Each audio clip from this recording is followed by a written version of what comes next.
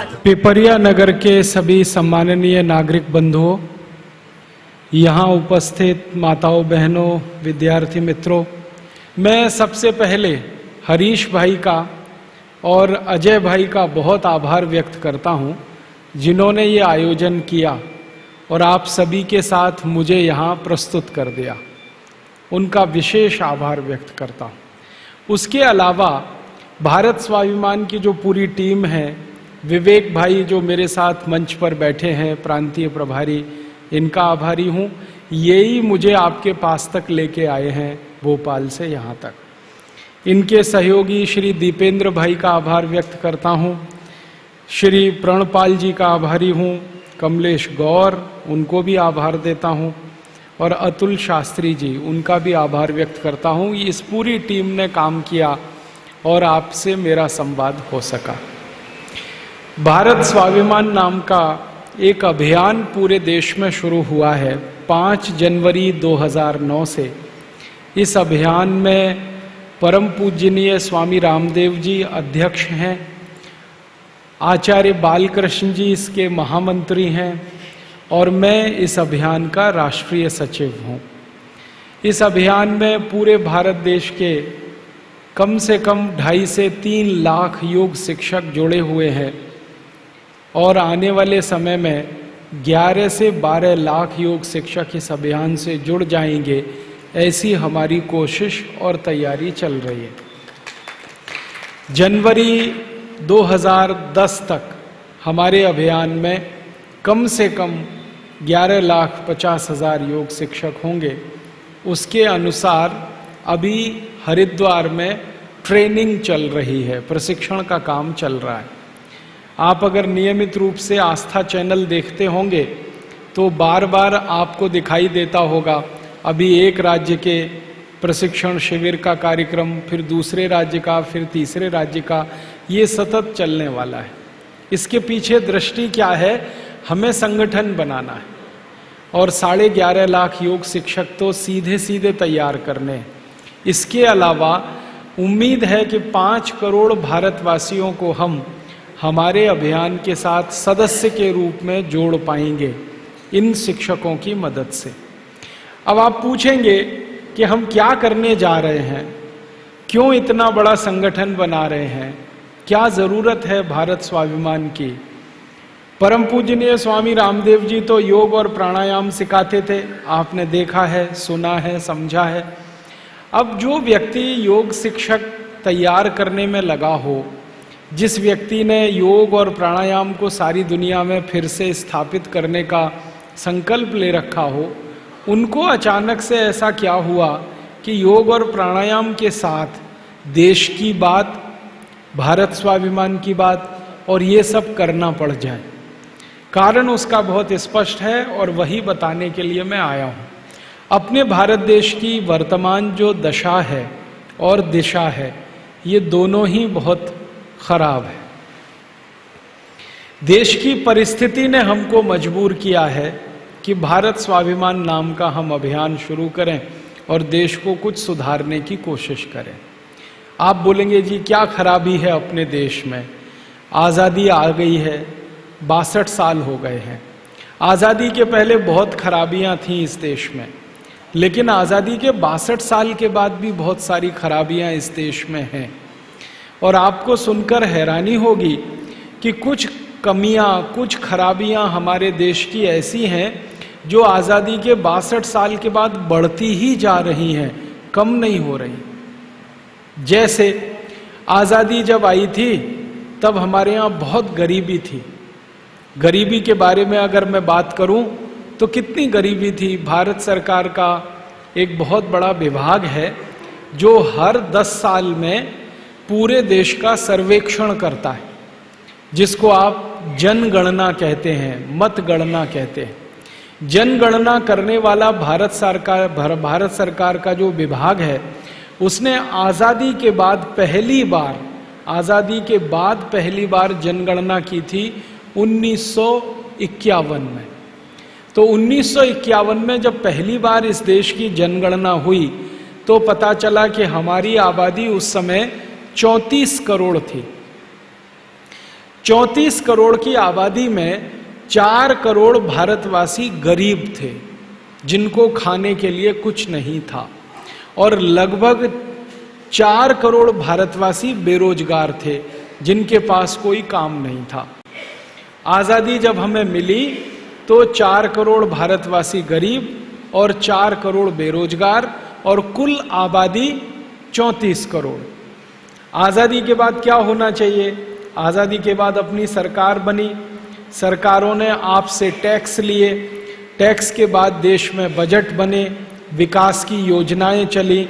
सबसे बड़ी विकास की योजना हमारे देश में चलती है, उसको हम पंचवार्षिक योजना कहते हैं। 5 साला योजना जो सरकार की है, ये सबसे बड़ी योजना होती है, सबसे ज़्यादा खर्चा इसमें होता है। आपको अगर अंदाज़ा लगाना हो तो पंचवार्षिक योजना में, हर पंचवार्षिक योजना में 10 लाख करोड़ रुपए खर्च होता है। हर पंचवार्षिक योजना 10 लाख करोड़। और हमारे भारत में आजादी के बाद 10 से 11 पंचवार्षिक योजनाएं पूरी हो चुकी हैं। अभी जो समय चल रहा है 12वीं पंचवार्षिक योजना का चल रहा है, तो 11 तो पंचवार्षिक योजनाएं पूरी हो गई। एक पंचवार्षिक योजना में लगभग 10 लाख करोड़ का खर्चा होता है, तो 11 पंचवार्षिक योजनाओं में 110 लाख करोड़ रुपए खर्च हो चुका है। 110 लाख करोड़। और पंचवार्षिक योजनाओं का जब आप ध्यान करेंगे, पढ़ेंगे, अध्ययन करेंगे, तो पता चलता है कि सभी पंचवार्षिक योजनाओं में सबसे ज्यादा जोर है गरीबी हटाओ, गरीबी खत्म करो इस देश में से। और जो भी सरकार हमारे देश में आती है, पंचवार्षिक 5 साल की योजना बनाती है विकास के लिए, वो एक काम है, और हर साल बजट बनाती है, वो दूसरा काम। आप देखते हैं ना, हर साल बजट आता है भारत सरकार का फरवरी के महीने में, तो बजट का खर्चा साल का होता है, वो अलग है, पंचवार्षिक योजनाओं का अलग है। अगर ये दोनों खर्चे मैं मिला दूं तो अब तक 200 लाख करोड़ रुपए से ज्यादा खर्च हो चुके हैं। 200 लाख करोड़ रुपए की रकम का अंदाजा है आपको, ये कितनी बड़ी रकम है? 200 लाख करोड़। इस रकम को आप कैलकुलेटर में नहीं लिख सकते, कैलकुलेटर फेल हो जाएगा। कारण क्या है? 200 लाख करोड़ लिखने के लिए 16 अंक लगते हैं, और कैलकुलेटर में सिर्फ 12 अंक आते हैं। इतनी बड़ी रकम हमने खर्च कर दी, लेकिन गरीबी दूर नहीं हुई, बेरोजगारी दूर नहीं हुई, भूखमरी हमारे देश की खत्म नहीं हुई। क्या हो गया? हमारे गांव में पानी की व्यवस्था नहीं हो पाई। आजादी के 62 साल के बाद भी इस देश में लगभग 6,38,365 गांव हैं, जिनमें से 4 लाख गांव में पीने के पानी की व्यवस्था नहीं है। करीब 2 से 2.5 लाख गांव में चलने के लिए सड़क नहीं है। लगभग 3 लाख गांव में कोई चिकित्सा केंद्र नहीं है, कोई हॉस्पिटल नहीं है, कोई डॉक्टर नहीं है। आधे से ज्यादा गांव में स्कूल नहीं है, और जहां स्कूल हैं ऐसे 90% स्कूलों में पेशाब करने की जगह नहीं है। अगर बच्चों को पेशाब आ जाए तो स्कूल में मूत्रालय की व्यवस्था नहीं है। ऐसे 90% स्कूल हैं इस देश में। जिन स्कूलों में पेशाब घर नहीं होगा, वहां टॉयलेट की कल्पना तो हम कर ही नहीं सकते। हमारे देश की आजादी के 50 साल के बाद भी 50% भारतवासी हैं जिनको लिखना पढ़ना नहीं आता, निरक्षर हैं। 70 करोड़ से ज्यादा भारतवासी हैं जिनके इलाज पर खर्च करने के लिए सरकार के पास 1 रुपया भी नहीं है। क्या हुआ है हमारे देश को? लाखों करोड़ों रुपए के हमने बजट बनाए, लाखों करोड़ों रुपए की हमने योजनाएं शुरू की इस देश में, और हर साल ये बजट बनता है, हर साल योजनाएं चलती हैं, गरीबी इस देश में कम नहीं होती। गरीबी के बारे में मैं आपको बताऊं, 1951 में 4 करोड़ गरीब थे, अब 2009 में 84 करोड़ गरीब हैं। अगर गणित का सीधा हिसाब निकालें, ये सब विद्यार्थी गणित पढ़ते हैं, 4 करोड़ गरीब थे, अब 84 करोड़ गरीब हो गए, तो गरीब कितने बढ़ गए? 80 करोड़। और अगर गुने में पूछूं मैं, कितने गुने बढ़ गए? 21 गुने बढ़े कि नहीं? 4 करोड़ से 84 करोड़, 21 गुने ज्यादा गरीब हो गए और 80 करोड़ ज्यादा गरीब हो गए। क्या हो गया? हमने तो गरीबी खत्म करने के लिए लाखों करोड़ों खर्च किए हैं, गरीबी तो बढ़ती जाती है। बेरोजगारों की बात करें, 1951 में इस देश में 4 करोड़ बेरोजगार थे, अब 2009 में 60 करोड़ हैं। तो बेरोजगारों की संख्या 56 करोड़ बढ़ गई। और अगर गुने में बात करें तो 15 गुने ज्यादा बेरोजगार हो गए लोग। तब आपके मन में यह आएगा कि गरीबी बढ़ गई, बेकारी बढ़ गई, भूखमरी बढ़ गई, तो ये शायद इसलिए होगा कि आबादी बढ़ गई इस देश की, जनसंख्या बढ़ गई इस देश की। तो जरा हम पता करें कितनी जनसंख्या बढ़ गई। जब 1951 में हमने जनसंख्या का पहली बार सर्वेक्षण कराया तो पता चला हमारी आबादी 34 करोड़ थी, अब हमारी आबादी है 115 करोड़। तो 34 करोड़ से 78 करोड़ हो जाए तो आबादी 1 गुनी बढ़ी, और 78 करोड़ में और 34 करोड़ जोड़ दो तो आबादी 2 गुनी बढ़ी, और जोड़ दो तो 3 गुनी से ज्यादा तो आबादी नहीं बढ़ी ना। तो आबादी बढ़ी 3 गुनी, तो गरीबी 21 गुनी क्यों बढ़नी चाहिए? आबादी जितनी बढ़ रही है गरीबी इतनी बढ़नी चाहिए। आबादी 3 गुनी बढ़ी तो गरीबी 3 गुनी बढ़नी चाहिए। तो 4 करोड़ गरीब थे तो 12 करोड़ हो जाने चाहिए, 84 करोड़ कैसे हो गए? और जैसे बेरोजगारी की बात हम करें तो बेरोजगार 4 करोड़ थे, 3 गुने बढ़कर 12 करोड़ हो जाने चाहिए, बेरोजगार 60 करोड़ कैसे हो गए? ये गंभीर प्रश्न है। इसका मतलब ये है कि आजादी के 62 साल के बाद इस देश में जो कुछ हुआ है उसने ना तो गरीबी मिटाई, ना बेरोजगारी मिटाई, ना भूखमरी मिटी इस देश की। आज भी इस देश में 50% बच्चे मां के पेट से जन्म लेने के बाद तीसरे महीने में मर जाते हैं, क्योंकि माता उनको दूध पिलाने की स्थिति में नहीं होती, क्योंकि मां के शरीर में दूध नहीं बनता, क्योंकि मां को खाने के लिए खुराक नहीं मिलती। ऐसी स्थिति 50% बच्चे अभी भी इस देश में जन्म के तीसरे महीने में मर जाते हैं। तो क्या हो गया हमारे देश को? ये गंभीर प्रश्न है। हम अक्सर आपस में चर्चाएं करते हैं, गांव-गांव जाने के लिए सड़क नहीं है, बिजली नहीं है, पानी नहीं है, हॉस्पिटल नहीं है, कोई छोटी से छोटी सुविधाएं भी हम हमारे गांव को क्यों नहीं दे पा रहे हैं? ये गंभीर प्रश्न है। इसी गंभीर प्रश्न का जब अध्ययन करने और समाधान खोजने की हम लोगों ने कोशिश की तो पता चला कि भारत में आजादी के 62 साल में सरकार ने पैसे तो बहुत इकट्ठे किए, आपसे टैक्स लेकर, मुझसे टैक्स लेकर, पैसे इकट्ठा करने में कोई कमी नहीं छोड़ी सरकार। हर साल आपसे टैक्स लेती है सरकार। यहां कुछ उद्योगपति बैठे होंगे, व्यापारी बैठे होंगे, सरकार आपसे इनकम टैक्स ले लेती है, सरकार आपसे कॉरपोरेट टैक्स ले लेती है, एक्साइज ड्यूटी ले लेती है, वैल्यू एडेड टैक्स के रूप में पैसा ले लेती है, रोड टैक्स ले लेती है, टोल टैक्स ले लेती है, हाउस टैक्स ले लेती है। 64 तरह के टैक्स सरकार आपसे ले लेती है।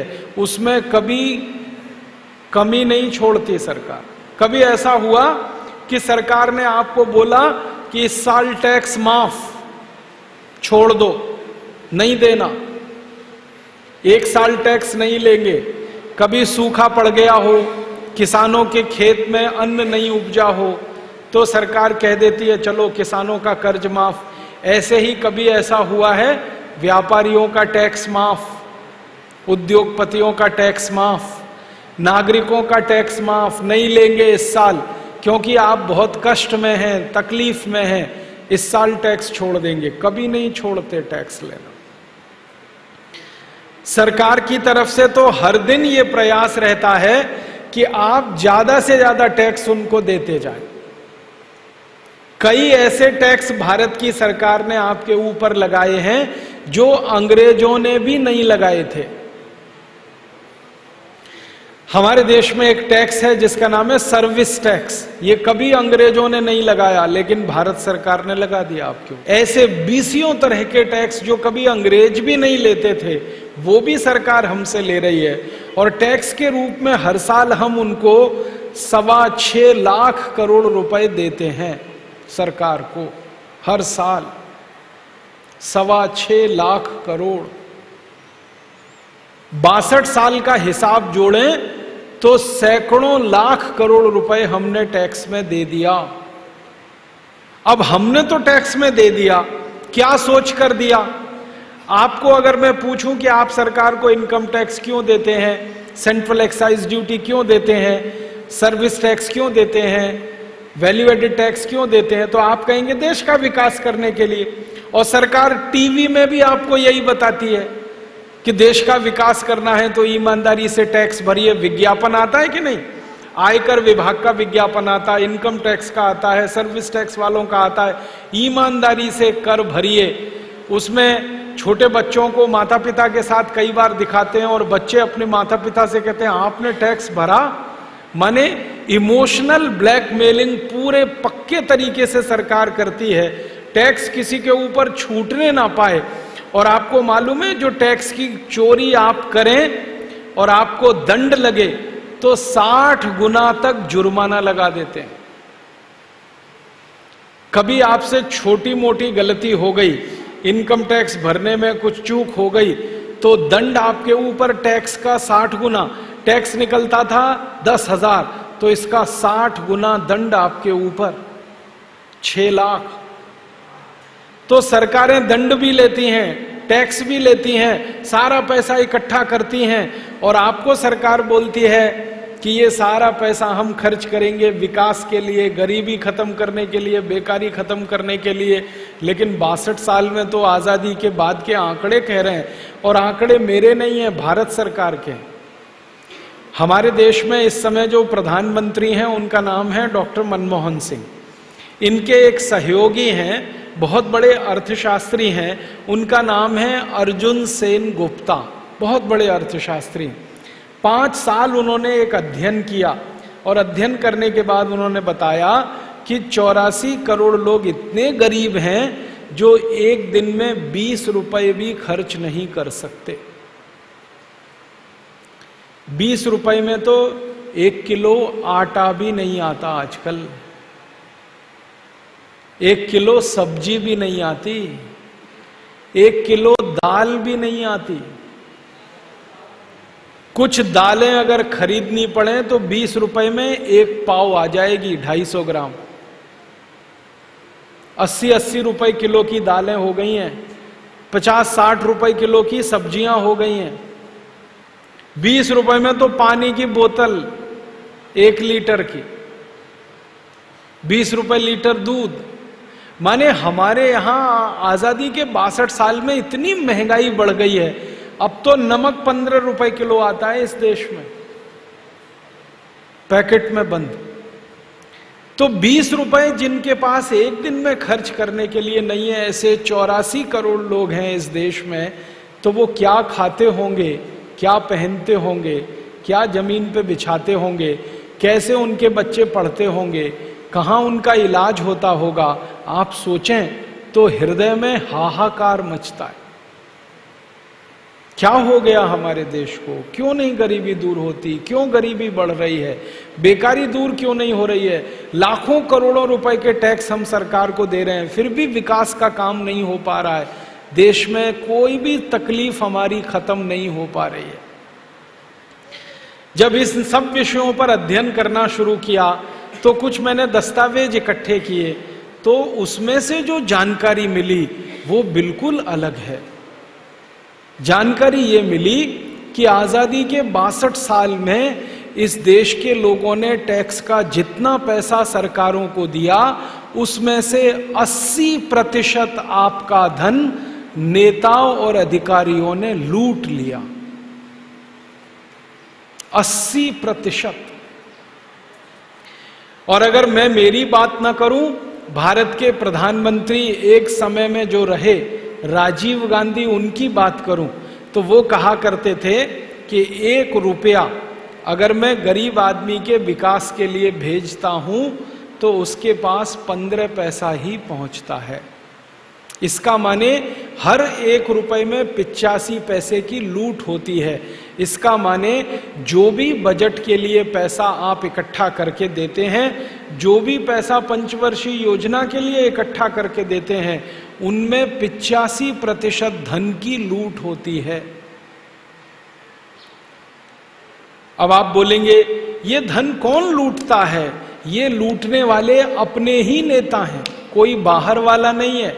1947 के पहले तो बाहर के लोग थे जो लूटते थे, अंग्रेज थे, विदेशी थे, इंग्लैंड से आए थे, वो लूटते थे यहाँ का धन और इंग्लैंड लेके जाते थे।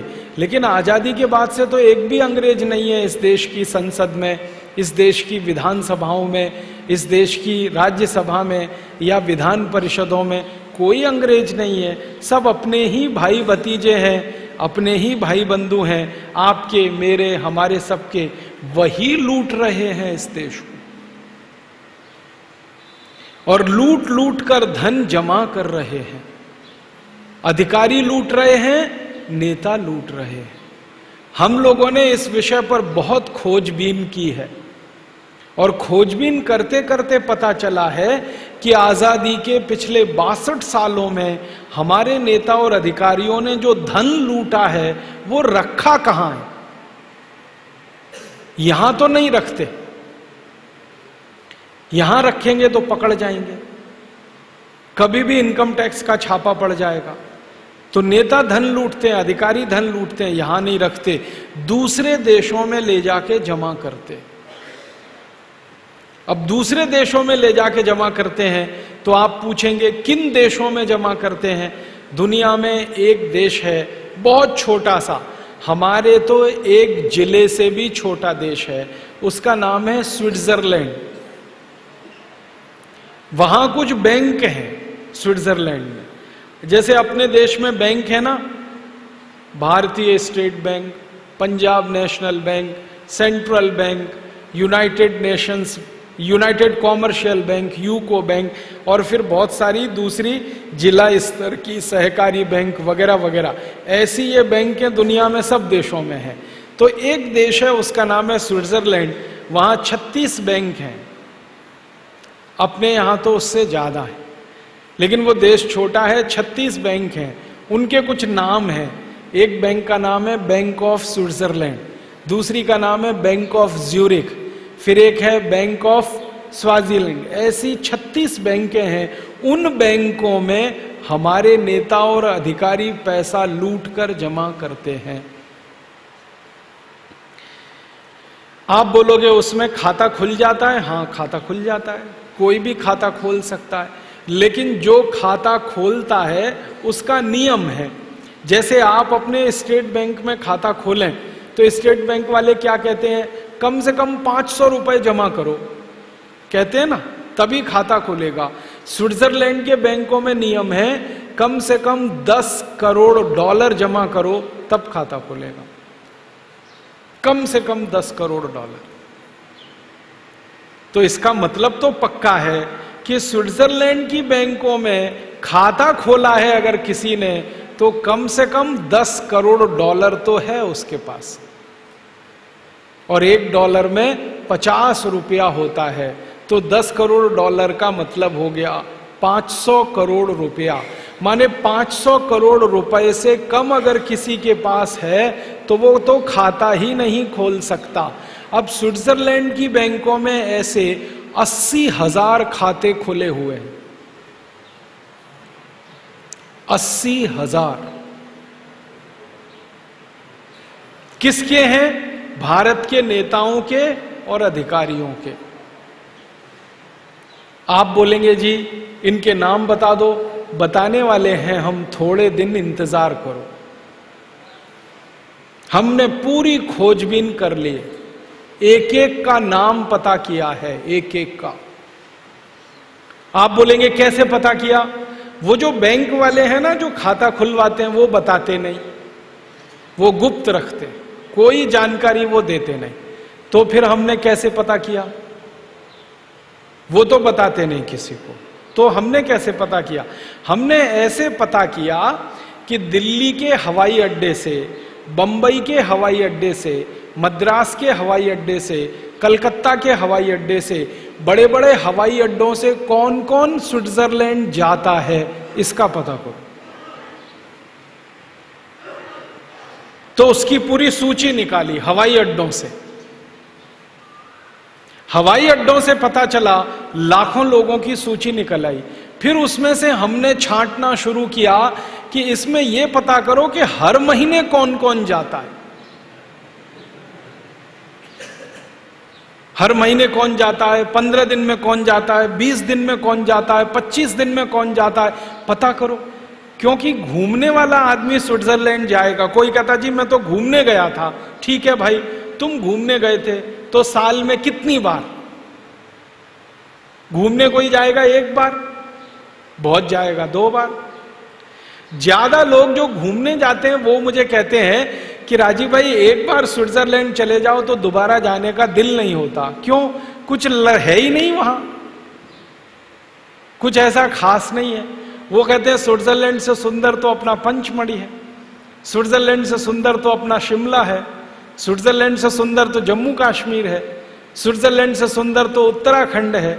हिंदुस्तान में ऐसी 100 से ज्यादा जगह हैं जो स्विट्जरलैंड से ज्यादा सुंदर हैं।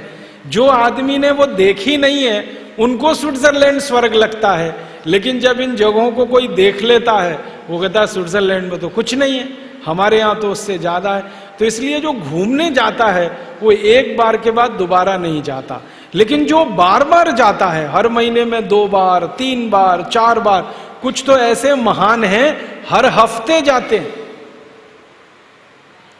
उनकी सूची जब हमने निकाली तो उसमें 80,000 नाम निकल आए। और फिर हमने जब उनकी खोज करना शुरू किया कि ये नाम का आदमी हिंदुस्तान में क्या काम करता है, तो पता चला नेतागिरी करता है। इस नाम का आदमी हिंदुस्तान में क्या काम करता है? अब कोई उद्योगपति है, बहुत बड़ा उद्योग चलाता है, व्यापारी है, बहुत बड़ा व्यापार करता है और वो उस सूची में नाम में आता है, तो मुझे संतोष है कि भैया वो तो उद्योगपति है, व्यापारी है, उसका तो हजारों करोड़ का व्यापार है, उसका तो हजारों करोड़ का साम्राज्य है, वो स्विट्जरलैंड जाके पैसे रखता है, जमा करता है, तो समझ में आता है कि उसके पास तो हजारों करोड़ है, 10 कारखाने, 20 कारखाने, 50 कारखाने। लेकिन जो शुद्ध नेतागिरी करता है उसका नाम उस लिस्ट में जो देखता हूं मैं तो खटकता है वो कि इसकी तो चाय की दुकान भी नहीं है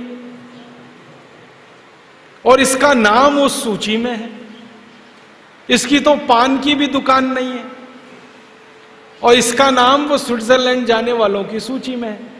तो मन में शक पैदा होता है कि नहीं? जिस आदमी ने जिंदगी में चाय की दुकान नहीं खोली, जिसने पान की दुकान नहीं खोली, जिसने कभी जिंदगी में किराने और परचून की दुकान भी नहीं खोली, जिसने कभी व्यापार नहीं किया, कोई उद्योग नहीं चलाया, उसका नाम जब स्विट्जरलैंड जाने वालों की सूची में आता है और हजारों करोड़ रुपए उनका वहां पड़ा हुआ है, तो पक्की बात है कि उन्होंने कहीं से लूटा है वो पैसा।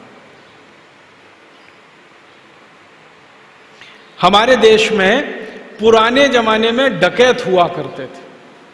डाकू मोहर सिंह, डाकू माधो सिंह होते थे ना, डाकू जालिम सिंह वगैरह वगैरह, ये डकैत होते थे और इनके पास पैसा मिलता था। पुलिस जब इनके घर में छापा मारती थी तो सबको पता है कि कहां से आया, लूटा। कभी एक गांव में जाके लूटा, कभी 2 गांव में, कभी 3 गांव में, कभी 1 परिवार, कभी 2 परिवार, कभी 5 परिवार। तो हमें संतोष है कि भाई डाकू मोहर सिंह के पास पैसे कहां से आए, कहीं लूटा उसने। डाकू माधो सिंह के पास पैसे कहां से आए, कहीं से लूटा। अब पता चला है कि नए नए डाकू मोहर सिंह और माधो सिंह इस देश में पैदा हो गए,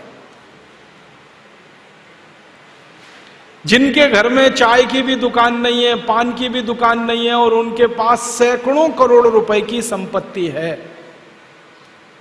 मैं बिना नाम लिए कहता हूं, महाराष्ट्र में ऐसा ही एक डाकू है, हम सब उसे नेता कहते हैं और वो मंत्री है, केंद्र सरकार में मंत्री है। उसने बंबई से पूना के बीच की सारी जमीन खरीद रखी।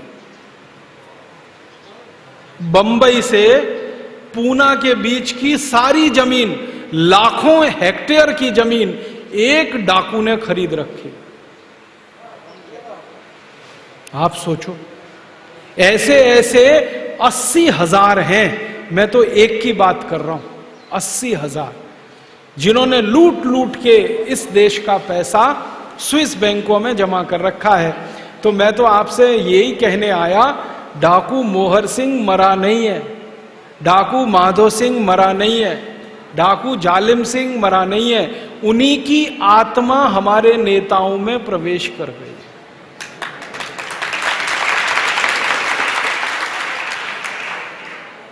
अंधाधुंध लूट रहे हैं इस देश को।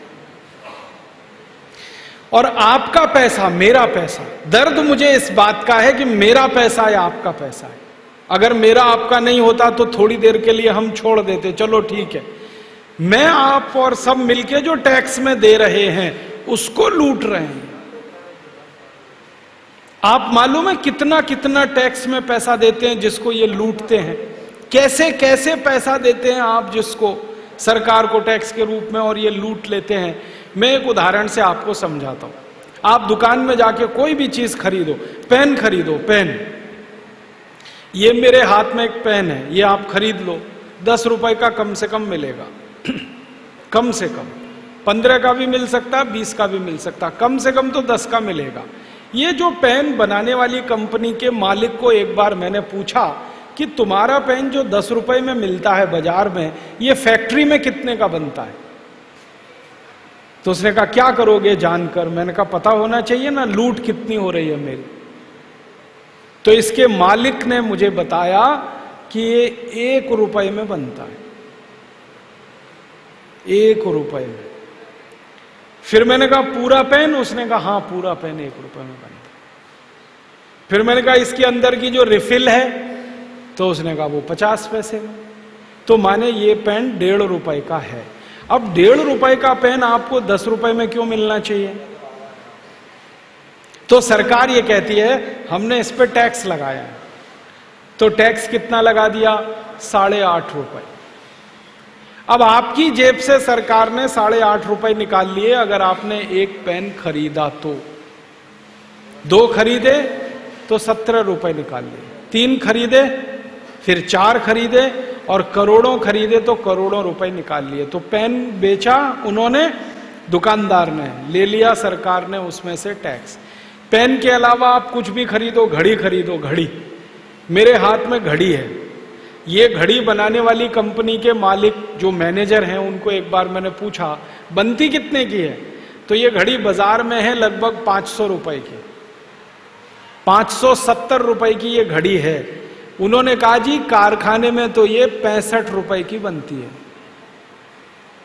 सिर्फ 65 रुपए की बनती है। बाकी सब कंपनी मुनाफा लेती है, सरकार टैक्स लेती है।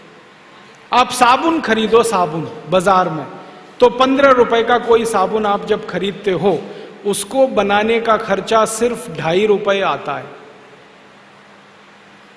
आप वॉशिंग पाउडर खरीदो, वॉशिंग पाउडर तो 20 रुपए 25 रुपए किलो में जो आता है ना, उसको बनाने का खर्चा 6 रुपए आता है। अरे छोटी छोटी बातें छोड़ो, बड़ी बात करता हूं। ट्रैक्टर खरीदो, ट्रैक्टर कितने का? 5 लाख का। 5 लाख का जो ट्रैक्टर हम खरीदते हैं ना, वो कारखाने में 80,000 में बनता है, सिर्फ 80,000। बाकी टैक्स है और कंपनी का मुनाफा है। अंग्रेजी में एक शब्द होता है कॉस्ट ऑफ प्रोडक्शन, उत्पादन का खर्च, लागत का खर्च, माने वस्तु को बनाने में कुल कितना खर्चा होता है वो। तो ट्रैक्टर का 80,000 का है।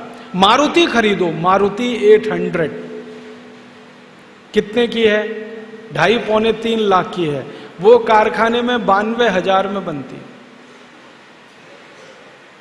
बड़ी बड़ी कोई भी चीज खरीदो तो आप समझ लेना, कोई भी वस्तु में 60 से 70% तो केंद्र सरकार के टैक्स में, फिर राज्य सरकार के टैक्स में, फिर जिला सरकार के टैक्स में, फिर स्थानीय सरकार के टैक्स में ही सारा पैसा खींचते हैं आपसे। और आप जब टैक्स में देते हैं तो आपकी जिंदगी हराम होती है। कैसे? हर चीज आपको जो मिलनी चाहिए 2-5 रुपए में, वो मिलती है 50-60 रुपए में, क्योंकि टैक्स लग गया उस पर। तो आप तो खर्चे में कमी करते हैं क्योंकि महंगी है, लेकिन आपको पता नहीं वो तो सरकार ले लेती है आपसे। और एक दो बात बताऊं आपको। डीजल खरीदते हैं आप, डीजल 1 लीटर 35 रुपए में। आपको मालूम है 15 से 17 रुपए में बनता है 1 लीटर डीजल। पेट्रोल खरीदते हैं आप 50 रुपए में, 1 लीटर पेट्रोल भी 17 से 20 रुपए में बन जाता है। आप सीमेंट खरीदते हैं, एक सीमेंट का पैकेट 225 रुपए का आता है 50 किलो का, वो 77 रुपए में बन जाता है कारखाने में। कुछ भी खरीदें तो बनता तो बहुत सस्ता है सब कुछ, और ये सरकार लूट लेती है टैक्स के रूप में आपसे। हमारे देश की सरकारों के सामने हम लोग एक बात का झगड़ा कर रहे हैं। आप पूछेंगे क्या झगड़ा कर रहे हैं?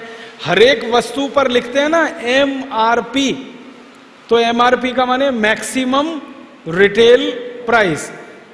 हम कहते हैं ये मैक्सिमम रिटेल प्राइस लिख के तो सबको मूर्ख बनाते हो तुम, बंद करो ये लिखना। और अगर इसको लिख रहे हो तो इसके बगल में लिखो कॉस्ट ऑफ प्रोडक्शन कितना। ये तो अधिकतम मूल्य लिख दिया, ये बताओ न्यूनतम मूल्य क्या है इसका। ये पानी की बोतल 15 रुपए में हमको देते हैं, बताओ तो सही बनती कितने की है? 3.5 रुपए की, और 15 में देते हैं हमको। आप जो दांत घिसने के लिए टूथपेस्ट लाते हैं ना बाजार से, 100 ग्राम आपको 30 रुपए का मिलता है, वो 3 रुपए में बनता है। अच्छे से अच्छा साबुन जो 40 रुपए का बाजार से आप खरीदते हैं, वो 6 रुपए में बनता है। चीजें बहुत सस्ती बनती हैं, लेकिन उन पर टैक्स लगा लगाकर इतना महंगा कर रखा है कि आपकी जेब से सब खींच के ले जाते हैं। तो मुझे दर्द इसी बात का है कि मैं हर चीज बाजार से महंगी खरीदता हूं, मेरे पैसे टैक्स में सरकार को देता हूं, सरकार के नेता और अधिकारी उसे लूटते हैं और ले जाकर विदेशी बैंकों में जमा करते हैं और मजा करते हैं। हम यहां भूखे मरते हैं, प्यासे मरते हैं, हमारे बच्चे भूखे मरते हैं, प्यासे मरते हैं, स्कूल पढ़ने नहीं जा सकते, बिना दवा के मर जाते हैं। ऐसी हमारी हालत है। और हमारे नेताओं को कभी भूख से मरते सुना? एक नेता का नाम बता दो जो भूख से मर गया हो। मैं आपको 100 के नाम बता सकता हूं जो ज्यादा खा के मर गए।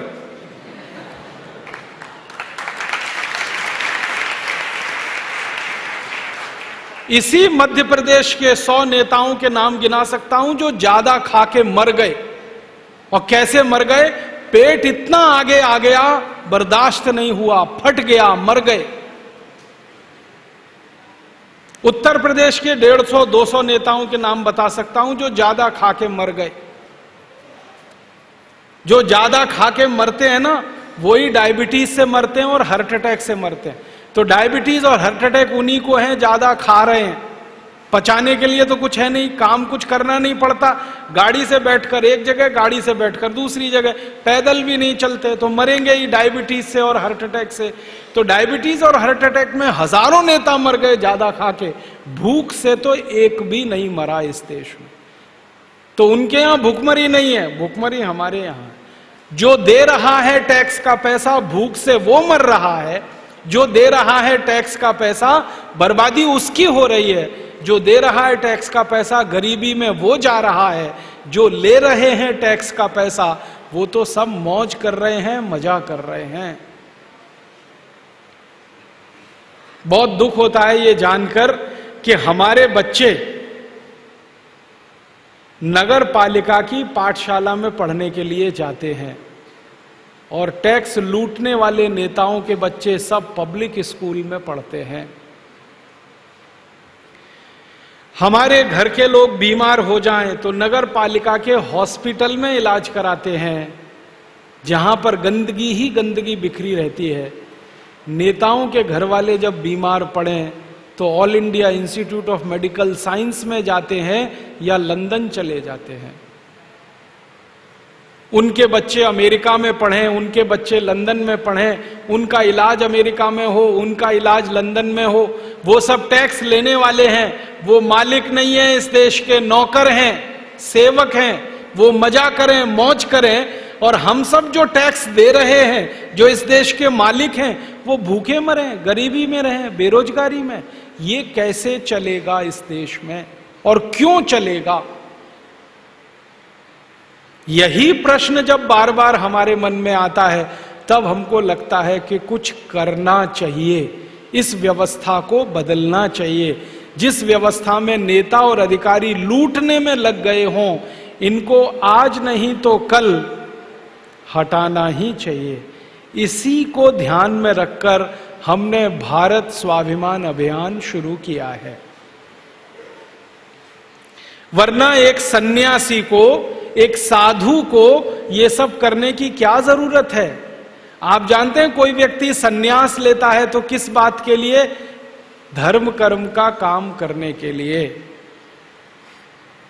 तो स्वामी रामदेव जी तो सन्यासी हैं, 1995 में सन्यास ले लिया, तो उनका तो मूल काम है धर्म कर्म का। लेकिन उनके दिल में आग लगी हुई है इसी बात की कि मेरे देश के टैक्स देने वाले लोग भुखमरी में रहें, मारामारी करें, जिंदगी जीने के लिए रात दिन संघर्ष करें, उनको पानी भी ना मिले, उनको बिजली भी ना मिले, उनको स्वास्थ्य ना मिले, चिकित्सा ना मिले, और टैक्स लेने वाले जो नौकर और हमारे सेवक हैं वो मजा करें, सारे पैसे को लूट लूट कर विदेशी बैंकों में जमा करें, अपने ऊपर खर्च करें। ये व्यवस्था अन्यायपूर्ण है, इसको बदलना चाहिए। और इसी व्यवस्था को बदलने के लिए हमने ये भारत स्वाभिमान अभियान शुरू किया है। नेताओं की व्यवस्था और अधिकारियों की व्यवस्था जो 62 साल से हमको लूट रही है, और लूट लूट कर वो व्यवस्था तो करोड़पति अरबपति हो रही है, हम सब रोडपति हो रहे हैं। इस व्यवस्था को बदलने के लिए भारत स्वाभिमान अभियान शुरू किया है। मैं 80,000 नेताओं की जो बार बार बात कर रहा हूं, इनकी सारी संपत्ति का हमने हिसाब निकाला तो पता चला 20 साल पहले उनके पास टूटी साइकिल नहीं थी चढ़ने के लिए, टूटी साइकिल नहीं थी।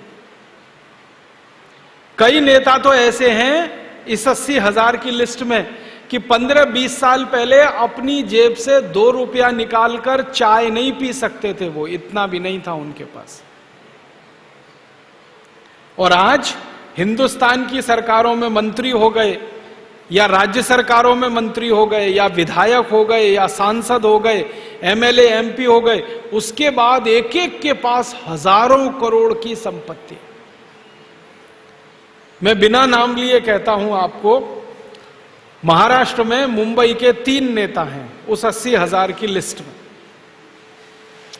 तीनों दादर रेलवे स्टेशन के बाहर बैठकर पालक बेचते थे।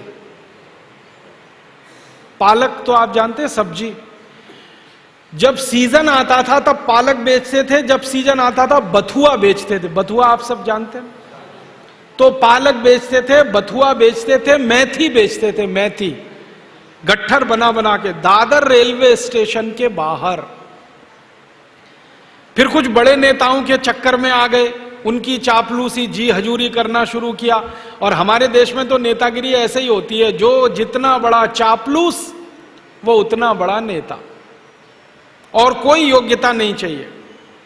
कोई बड़े नेता के आगे पीछे घूमना शुरू कर दो, चापलूसी जी हजूरी करना शुरू कर दो, उसको टिकट मिल जाएगा। इन तीनों को टिकट मिल गया ऐसे ही, ये एमएलए हो गए, फिर बाद में सांसद हो गए, राज्य में मंत्री हो गए, केंद्र में मंत्री हो गए। और वो तीनों भाजी बेचने वाले, सब्जी बेचने वाले नेताओं की एक एक की संपत्ति इस समय 20,000 करोड़ से ऊपर की है। ताली मत बजाओ इस पे, एक एक की संपत्ति 20,000 करोड़ की। कहां से लाए भाई? तो जब भी मैं उनसे मिला और एक ही सवाल मैंने पूछा कि भाई 20 साल पहले तो आप वहां दादर में बैठ के भाजी बेचते थे। हां बेचते थे। अब 20,000 करोड़ कहां से आ गया? भाजी बेचने वाला 20,000 करोड़ 20 साल में कमा लेता है? तो कहते हैं जी ईश्वर ने दे दिया। उस ईश्वर को और बदनाम करते हैं, ईश्वर ने दे दिया। तो ईश्वर ने उनको ही दिया, आपको नहीं दिया, मुझे नहीं दिया, इतने लोगों को नहीं दिया, उन्हीं को दिया। और एक की कहानी सुनाता हूं। दो नेता 80,000 की लिस्ट में हैं। नासिक में एक सिनेमा घर है, वहां टिकट ब्लैक करते थे 15 साल पहले। सिनेमा घर के बाहर खड़े होके टिकट ब्लैक करते थे, और आज उन दोनों की संपत्ति 12 से 13,000 करोड़ की। तो कोई सब्जी बेचता था, कोई टिकट ब्लैक करता था, खाने को नहीं था, चाय पीने को पैसे नहीं थे, चलाने को साइकिल जिनके घर में नहीं थी, बाप दादों ने जिनके लिए कोई संपत्ति कभी नहीं छोड़ी, आज हजारों हजारों करोड़ की संपत्ति के मालिक हो गए। कहां से हुआ? लूट कर उन्होंने ये पैसा जमा किया। लूटा कहां से? आपका पैसा, मेरा पैसा जो खजाने में जमा होता है टैक्स का, उसमें से लूटा। और कितना लूटा? जो कुल हमने जमा किया उसका कम से कम 85%। तो अब हिसाब समझ में आता है। 62 साल आजादी के हमने लाखों करोड़ों का जो टैक्स दिया, उसका 85% लूट लिया इन नेता और अधिकारियों ने और जमा। मैं आपको एक अधिकारी की बात और सुना देता हूं, नेताओं का तो हो गया। मैं उत्तर प्रदेश में मेरा जन्म हुआ। अभी थोड़े दिन पहले उत्तर प्रदेश के एक अधिकारी को जेल हुई है। उसका तो नाम बता देता हूं, कोई हरकत नहीं, क्योंकि अब तो वो जेल चला गया और अदालत ने भी कह दिया कि इसके नाम के साथ अब कोई दिक्कत नहीं है बताने में। उसका नाम है अखंड प्रताप सिंह। नाम बड़ा दुरुस्त है, अखंड प्रताप सिंह। उत्तर प्रदेश सरकार में वो आदमी चीफ सेक्रेटरी था, कैबिनेट सेक्रेटरी। समझते हैं, इससे ऊंची कोई पोस्ट नहीं होती। आईएएस अधिकारी होते हैं ना, सबसे ऊंचे माने जाते हैं। आईएएस अधिकारी की आखिरी पोस्ट यही होती है, कैबिनेट सेक्रेटरी या चीफ सेक्रेटरी। अखंड प्रताप सिंह इस पोस्ट पर रहा। तो उसके घर में इनकम टैक्स वालों की और सीबीआई के जब छापे पड़े तो 400 करोड़ रुपए की संपत्ति निकली। 400 करोड़। जिंदगी में 40 साल उसने नौकरी की। नौकरी में उसकी जो सबसे अधिकतम तनख्वाह होती है वो मैंने 40 साल की जोड़ दी, तो वो 90 लाख बैठती है। और घर में निकला 400 करोड़। और 90 लाख की जो तनख्वाह 40 साल में बैठती है, उसमें खर्चा भी हुआ होगा, खाने में, पीने में, बच्चों की शिक्षा में, हॉस्पिटलाइजेशन में। तो खर्चा मान लो उसका आधा हो गया हो तो 45 लाख निकलना चाहिए, निकला 400 करोड़। जब वो पकड़ा गया, जेल हुई, अभी वो जेल में है, तो आईएएस अधिकारियों की एसोसिएशन ने महाभ्रष्ट अधिकारी का उसको खिताब दिया। महाभ्रष्ट। एक बार मैं वो आईएएस ऑफिसर्स की एसोसिएशन में चला गया तो उन्होंने कहा, राजीव भाई ये तो एक है, ऐसे तो सैकड़ों हैं। जिनके नाम नहीं आए अभी आपके सामने, सैकड़ों हैं। तो अधिकारी लूटे, नेता लूटे, सारा धन इनके पास इकट्ठा होता जाए, विदेशी बैंकों में जमा करते जाएं, और वो लूट बढ़ते बढ़ते उनको करोड़पति बनाए, अरबपति बनाए, और हम सब रोडपति रह जाएं। ये अपने को बर्दाश्त नहीं है, इसलिए ये भारत स्वाभिमान अभियान शुरू किया। अब आप बोलेंगे हम क्या करना चाहते हैं? इस भारत स्वाभिमान अभियान की मदद से सबसे पहला काम जो हम करना चाहते हैं इस देश में, वो इस लूटखोरी को बंद करना चाहते हैं। आप बोलेंगे जी ये कैसे बंद हो सकती है ये लूटखोरी? इसके लिए पूरे देश के लोगों को हम तैयार कर रहे हैं मानसिक रूप से। परम पूजनीय स्वामी जी भाषण दे रहे हैं, मैं भी देता हूं आस्था चैनल पे, गांव गांव जाता हूं, स्वामी जी भी घूमते हैं, सबको मानसिक रूप से तैयार कर रहे हैं कि इस लूटखोरी की व्यवस्था को बंद कराना है। तो ये कैसे बंद होगी? इसके 2-3 रास्ते हैं। पहला रास्ता ये है कि इस देश में 1 लाख से ज्यादा कानून है। आपको मालूम है 1 लाख, उससे भी ज्यादा कानून है इस देश में। पुलिस का कानून जिसको आप कहते हैं ना इंडियन पुलिस एक्ट, आईएएस अधिकारियों का कानून जिसको इंडियन सिविल सर्विसेज एक्ट कहते हैं, भारतीय दंड संहिता जिसको आईपीसी कहते हैं, civil procedure code, criminal procedure code, ऐसे 1 लाख से ज्यादा कानून है। इनमें से 34,735 कानून अंग्रेजों के बनाए हुए हैं, बाद में आजादी के काले अंग्रेजों के बनाए हुए हैं कुछ। काले अंग्रेज कौन है? यही हरामखोर लोग जो लूट रहे हैं देश को, इनको हम काला अंग्रेज कहते हैं। तो इन्होंने 1 लाख कानून बना रखे हैं। हमारा यह कहना है एक कानून और बनाओ। 1 लाख तो तुमने बनाए, अब एक कानून हम बनवाना चाहते हैं इस देश में। क्यों? हम इस देश के नागरिक हैं, इस देश के टैक्स पेयर हैं, इस देश के मालिक हैं। हम इस देश में जो चाहेंगे वो होगा, क्योंकि प्रजातंत्र है। तो हम चाहते हैं एक कानून और बनाओ, और वो कानून ये कि लूटखोरी की इस व्यवस्था में जो भी शामिल है उसको सीधे फांसी की सजा हो जाए।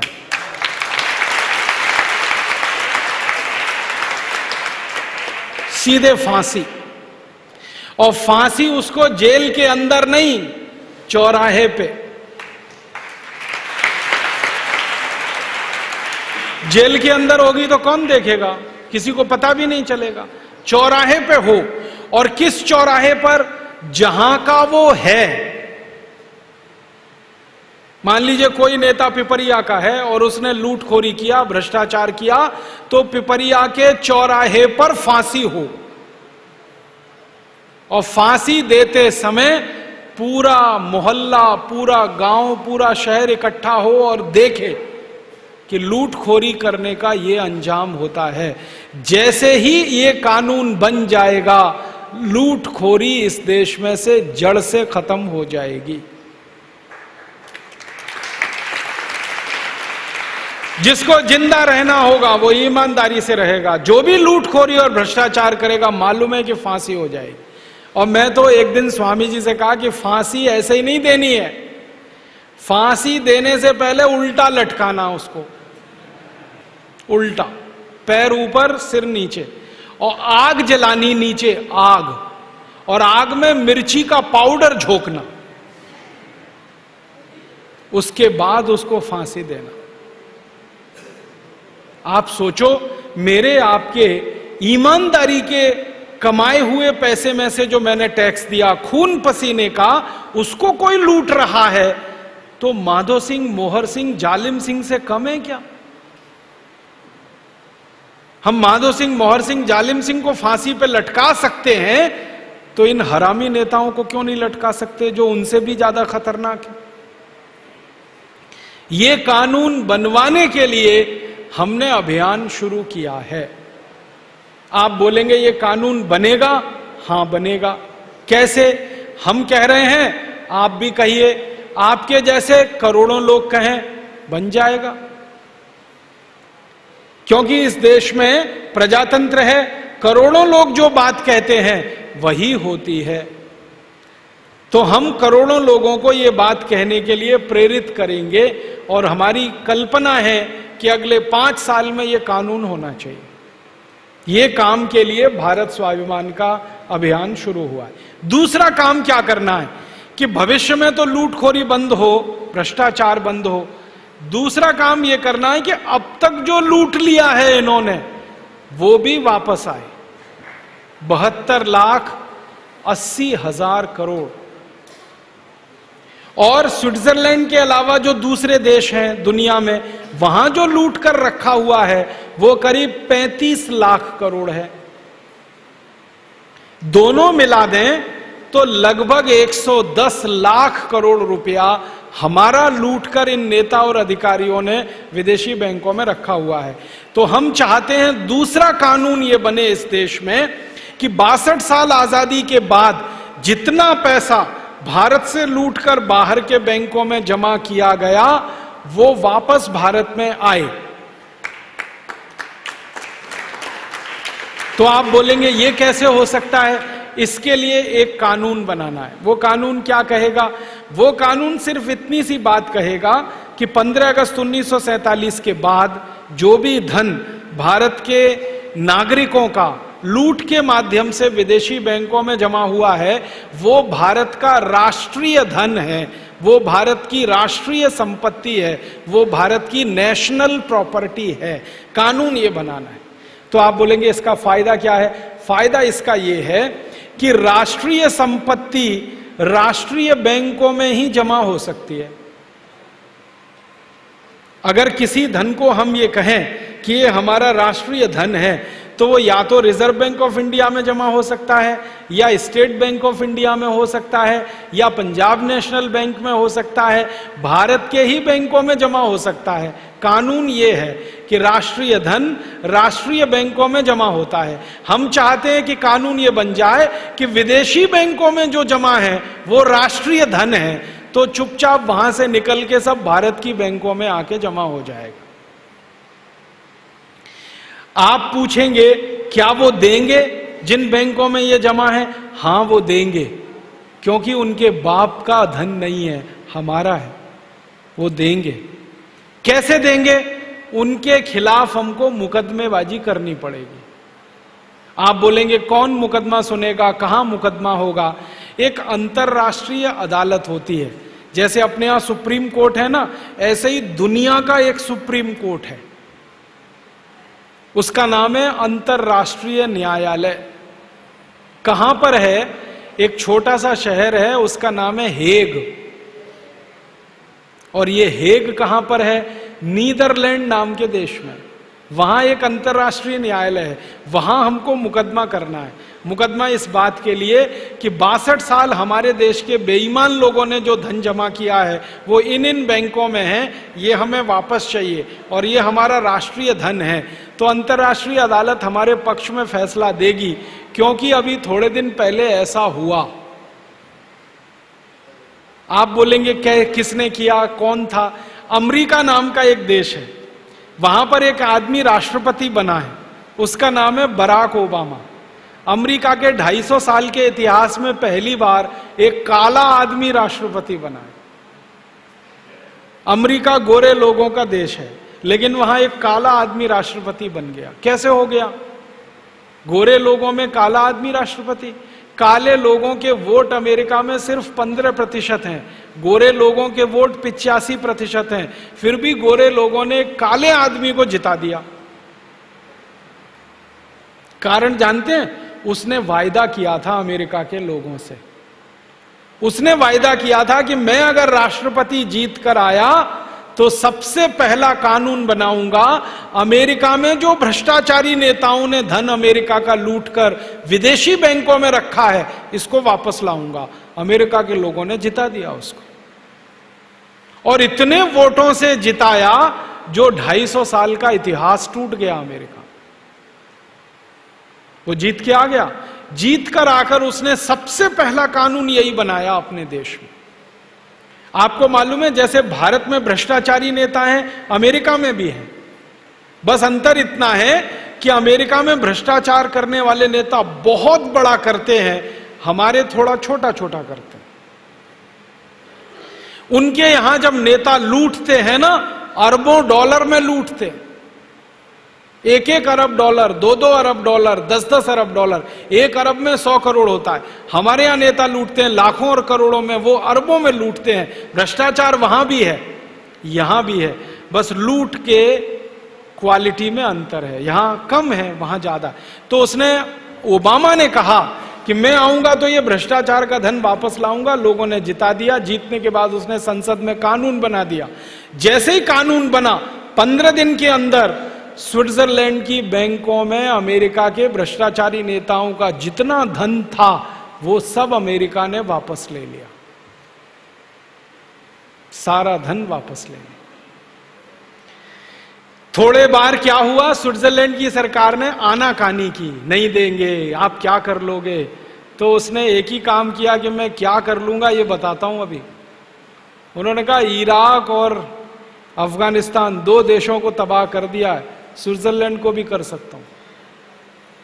डर गए स्विट्जरलैंड वाले। और स्विट्जरलैंड के पास तो फौज नहीं है, आर्मी नहीं है। अमेरिका ने कहा एक ही मिसाइल छोड़ूंगा और ध्वस्त हो जाएगा। सोच लो, धमकी दी, दादागिरी की। स्विट्जरलैंड ने तुरंत सरेंडर कर दिया, सब पैसा उनको वापस दे दिया। मेरा ये कहना है कि अगर अमेरिका ने ये कर लिया तो हम भी कर सकते हैं। क्यों नहीं कर सकते? हम उनसे कोई कम है क्या? बराक ओबामा काला आदमी है, हम भी काले हैं। उसकी 2 आंखें अपनी भी 2 ही हैं, उसके 2 काने अपने भी 2 ही हैं। उसको जितनी अकल और बुद्धि है उतनी अपने पास भी है। क्यों नहीं कर सकते? और जब उसने करने का संकल्प किया तो भगवान ने भी मदद की उसको, इतने बड़े वोटों से जिताकर राष्ट्रपति बना दिया। हम संकल्प करेंगे तो भगवान हमारी मदद नहीं करेगा? करेगा। तो हम भी कर सकते हैं। और हमारे पास ये करने के 4 रास्ते हैं। पहला रास्ता है कि अपनी संसद से कानून बनाएं हम और इस धन को राष्ट्रीय संपत्ति घोषित करें, सारा पैसा वापस आ जाएगा। क्यों? स्विट्जरलैंड में और दुनिया के दूसरे देश की बैंकों में कानून है कि किसी भी देश की राष्ट्रीय संपत्ति उसी देश की राष्ट्रीय बैंक में ही जमा होती है, दूसरी बैंकों में नहीं हो सकती। तो ये कानून की मदद मिलेगी। दूसरा रास्ता ये है कि हम भी दादागिरी करें, और कर सकते हैं। स्विट्जरलैंड तो छोटा सा देश है, 70-80 लाख की आबादी है। अगर हम दादागिरी पे ही उतर आए और 115 करोड़ हिंदुस्तानी खड़े होकर पेशाब भी कर दें तो स्विट्जरलैंड तो बह जाएगा उसमें।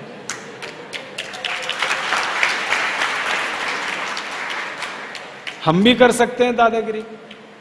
हमारे पास 14 लाख की तो हमारी आर्मी है, फिर वायुसेना है, फिर जल सेना है, तो हम भी कर सकते हैं। फिर आप बोलेंगे हम दादागिरी करेंगे तो वो भी कर सकते हैं। उल्टा होने वाला है। अगर हमने दादागिरी की तो दुनिया के 50 देश हमारे साथ आके दादागिरी और ज्यादा करेंगे, क्योंकि उनका पैसा भी वहां पड़ा है। तो स्विट्जरलैंड तो अकेला पड़ जाएगा। तो दादागिरी करके हम पैसा ला सकते हैं। तीसरा रास्ता अपने पास है, अंतर्राष्ट्रीय अदालत में मुकदमा कर सकते हैं और हम इसे सिद्ध कर सकते हैं कि इन नेताओं ने कैसे लूटा ये पैसा। वो फैसला हमारे पक्ष में आ सकता है। और चौथा और आखिरी रास्ता ये है, जिसको भारत सरकार ने कहा है कि हम करेंगे। हम स्विट्जरलैंड की सरकार से ही बात करें और उन्हीं को कन्विंस कर दें, तो भी ये पैसा आ सकता है। ये चारों रास्ते हमको अपनाने हैं।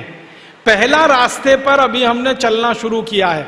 भारत की सरकार स्विट्जरलैंड की सरकार से बात करे और पैसे को वापस लाने की व्यवस्था करे। तो इसके लिए स्वामी जी ने ऐलान किया था चुनाव के पहले। आपको याद है कि जो नेता, जो पार्टी इस काम को करेगा उसको आशीर्वाद मिलेगा। तो आपको याद है कुछ नेताओं ने घोषणा की। किस किस ने की?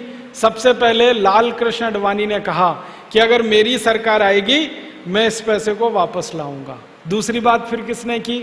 राहुल गांधी ने की कि अगर हमारी सरकार आएगी तो हम भी इस पैसे को वापस लाएंगे।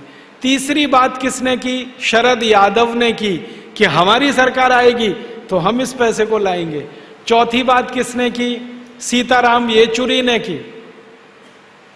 माने कम्युनिस्ट पार्टी ने की, कांग्रेस पार्टी ने की, बीजेपी ने किया, जनता दल ने कहा, समाजवादी पार्टी ने कहा, मुलायम सिंह यादव ने, अगर हमारी सरकार आएगी तो हम भी लाएंगे। कई पार्टियों ने ये बोला। तो अब हम क्या कर रहे हैं, चुनाव हो गए, सरकार आ गई और संयोग से कांग्रेस की सरकार आ गई, तो अब हम उनके पीछे लगे हैं, लाओ आपने बोला था। और इस सिलसिले में परम पूजनीय स्वामी जी प्रधानमंत्री से 2 बार मिल चुके हैं। प्रधानमंत्री ने कहा है कि हम जरूर इस रास्ते के इसमें कोशिश कर रहे हैं, आप थोड़ा समय दीजिए, 3-4 महीने, हम जरूर इसको करना चाहते हैं, ये पैसा लाना चाहते हैं। तो हमने कहा ठीक है, ले आइए, बहुत अच्छा है। नहीं लाएंगे तो फिर दूसरा रास्ता अपनाएंगे। और दूसरा रास्ता आप जानते हैं क्या है, हम लोगों के सामने कहेंगे कि देखो इन्होंने कहा था, अब कर नहीं रहे हैं, तो इनको ठीक करो। लोगों के पास सबकी चाबी है। जिनको इस बार मेजॉरिटी से जिता के भेज दिया, लोगों की ताकत इतनी है कि अगली बार उनको डुबो दें। बड़े बड़े दिग्गज डूब गए इस देश में, बड़े बड़े दिग्गज। तो हम लोगों से कहेंगे डुबो दो अब इनको, ये नहीं मान रहे हैं हमारी बात। तो अभी तो वो कह रहे हैं कि हम करेंगे करेंगे, अच्छा है करो भाई, नहीं करोगे तो चैन से तो नहीं सोने देंगे, अब उनको नींद हराम तो उनकी करके रखेंगे हम। तो ये रास्ते पर अभी हम चल रहे हैं। धीरे धीरे उम्मीद है कि शायद इसी रास्ते पे चल के काम हो जाए, लेकिन इसके लिए करना क्या पड़ेगा, लोगों की ताकत हमारे साथ होनी चाहिए।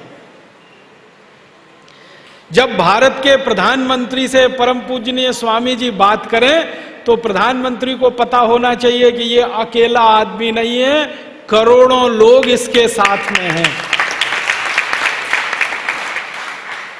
वो ताकत आप हमारी बनेंगे। इसलिए मैं आपको एक विनती करने आया कि हमारे भारत स्वाभिमान की ताकत बढ़ाइए ताकि हम ये काम जल्दी से कर सकें। करोड़ों करोड़ों लोग हमें चाहिए इस देश। और एक तीसरा काम हम करना चाहते हैं कि जो पैसा स्विट्जरलैंड और विदेशी बैंकों में वो आ गया, अगर भारत में 110 लाख करोड़ आएगा, तब इसके लिए हम क्या करेंगे, इस पैसे को भारत माता के नाम से एक ट्रस्ट बनाकर, भारत माता के नाम से एक कोष बनाकर उसमें जमा करेंगे। सरकार के खजाने में नहीं रखेंगे इस पैसे को, फिर लुट जाएगा, पता ही नहीं। और उस खजाने पर, उस कोष पर नागरिकों का नियंत्रण होगा। माने जो नागरिक हैं वो सीधे इसको कंट्रोल करेंगे। फिर आप बोलेंगे इस पैसे का करेंगे क्या? इस पैसे से सबसे पहला काम ये करना है कि गांव की जो गरीबी है वो दूर करनी है। 84 करोड़ लोग जो गरीब हैं वो सबसे ज्यादा गांव में हैं। गांव के लोगों की गरीबी दूर करनी है। कैसे दूर होगी? 6,38,365 गांव की गरीबी दूर करनी है। तो सबसे पहला काम हम ये करने वाले हैं कि ये जो 110 लाख करोड़ रुपया है, इसका खर्चा करके गांव गांव में उद्योग शुरू करने हैं। गांव गांव में उद्योग। अभी जो उद्योग हैं वो शहरों में हैं। भोपाल में उद्योग हैं, इंदौर में उद्योग हैं, ग्वालियर में है, उज्जैन में है, दिल्ली में है, बनारस में है, इलाहाबाद। बड़े शहरों में तो उद्योग हैं, छोटे गांवों में कुछ नहीं है। इसलिए गांव के लोगों को भाग भाग कर शहर में आना पड़ता है रोजगार के लिए। कितने दुख और तकलीफ की बात है कि कोई व्यक्ति अपना घर परिवार छोड़कर दूर शहर में जाकर नौकरी के लिए परेशान होता है। और उसकी परेशानी इतनी जबरदस्त होती है कि गांव से आदमी जब शहर चला जाता है रहने के लिए, तो शहर के सबसे गंदे इलाके में रहता है जिसको झुग्गी झोंपड़ियां कहते हैं। उन झुग्गी झोंपड़ियों में हम पैदल नहीं निकल सकते, नाक पर रूमाल रखना पड़ता है, इतनी बदबू आती है। वहां हमारे गांव के लोगों को रहना पड़ता है सालों साल नौकरी की तलाश में, रोजगार की तलाश में। हम इसको उल्टा करना चाहते हैं। नौकरी और रोजगार के लिए किसी को गांव से भागकर शहर नहीं जाना पड़े, गांव में ही सबको रोजगार मिले, ऐसी व्यवस्था करना चाहते हैं। तो आप बोलेंगे गांव में क्या क्या उद्योग हो सकते हैं? गांव में बहुत उद्योग हो सकते हैं। जैसे मैं नाम के लिए बताऊं, गेहूं पैदा होता है गांव में कि शहर में? गांव में। गेहूं पैदा होता है तो उस गेहूं का आटा भी बन सकता है गांव में? नहीं बन सकता। जो शहर में आटा बनाने की चक्कियां लग सकती हैं, फ्लोर मिल लग सकती है, वो गांव में भी लग सकती है? नहीं लग सकती। बिजली की व्यवस्था अगर गांव में हो जाए तो गेहूं से आटा बनाने का काम गांव में ही हो सकता है। अगर गेहूं का आटा बनकर गांव से शहर में बिकने को जाए तो गेहूं तो बिकता है 10-11 रुपए, आटा बिकता है 25 रुपए, तो किसानों को फायदा होगा कि नहीं? डबल। तो हम किसानों को क्या समझाना चाहते हैं? गेहूं पैदा करो, गेहूं मत बेचो, आटा बेचो।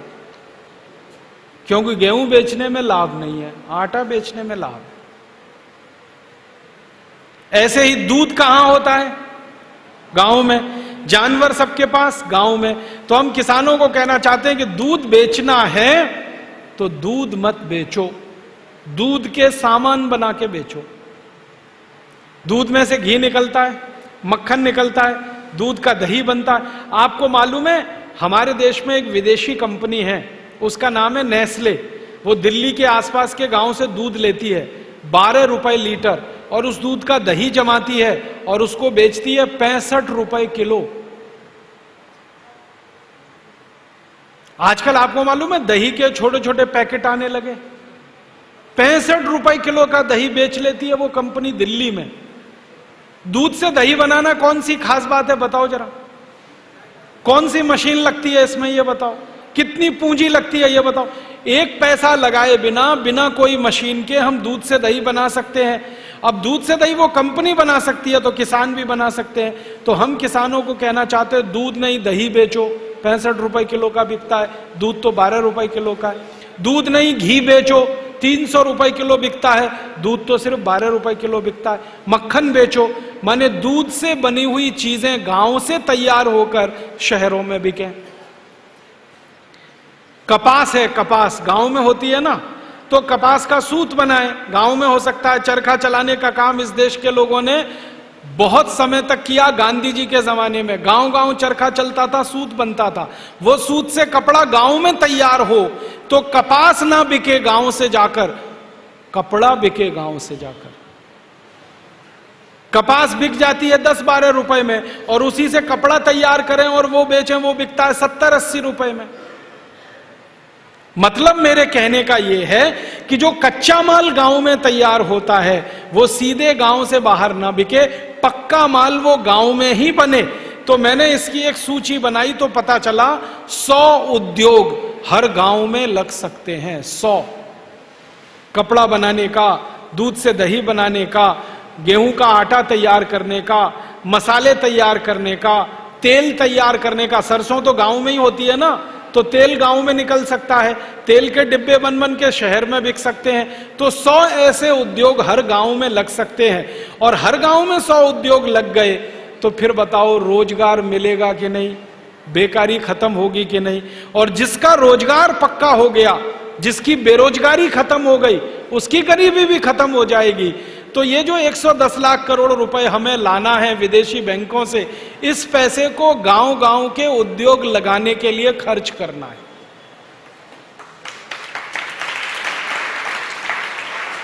और कहां खर्च करना है? हमारे गांव में बिजली नहीं है, तो मैंने हिसाब निकाला 4 लाख गांव को बिजली चाहिए। 4 लाख गांव को बिजली चाहिए तो बिजली कितनी लगेगी?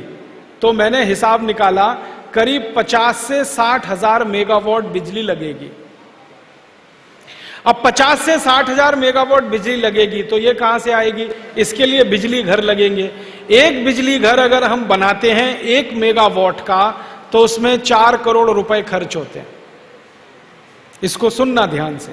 एक बिजली घर हम बनाते हैं 1 मेगावाट का तो 4 करोड़ खर्च होते हैं। 60 हजार मेगावाट के लिए बिजली घर लगाएं, 2.5 लाख करोड़ खर्च होगा। तो 2.5 लाख करोड़ माने 110 लाख करोड़ की हमें बिजली की व्यवस्था हो। एक एक गांव, एक भी गांव ऐसा नहीं बचेगा जहां बल्ब ना हो और पंखा ना हो। तो बिजली भी हो सकती है, उद्योग भी लग सकते हैं। फिर शिक्षा की बात करें, स्कूल खोलने हो कॉलेज खोलने हो, इंजीनियरिंग कॉलेज खोलने हो, मेडिकल कॉलेज खोलने हो, वो भी गांव-गांव में संभव। सड़क बनानी हो, हॉस्पिटल बनाने हो, डॉक्टर हमें रखने हो,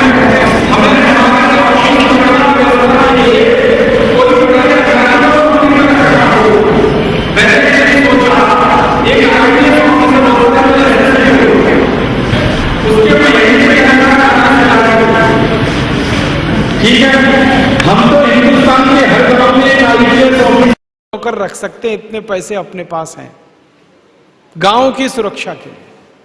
आईपीएस ऑफिसर नौकर बन के रहेगा क्योंकि उसको 40,000 चाहिए।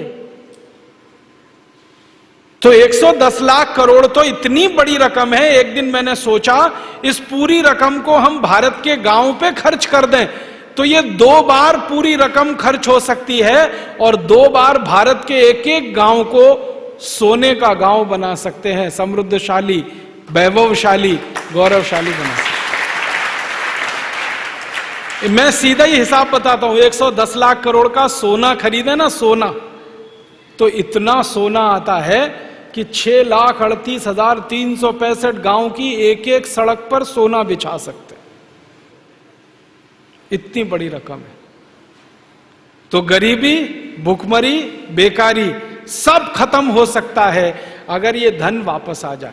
तो अपने को यही काम करना है। इसी के लिए स्वामी जी ने अभियान शुरू किया है।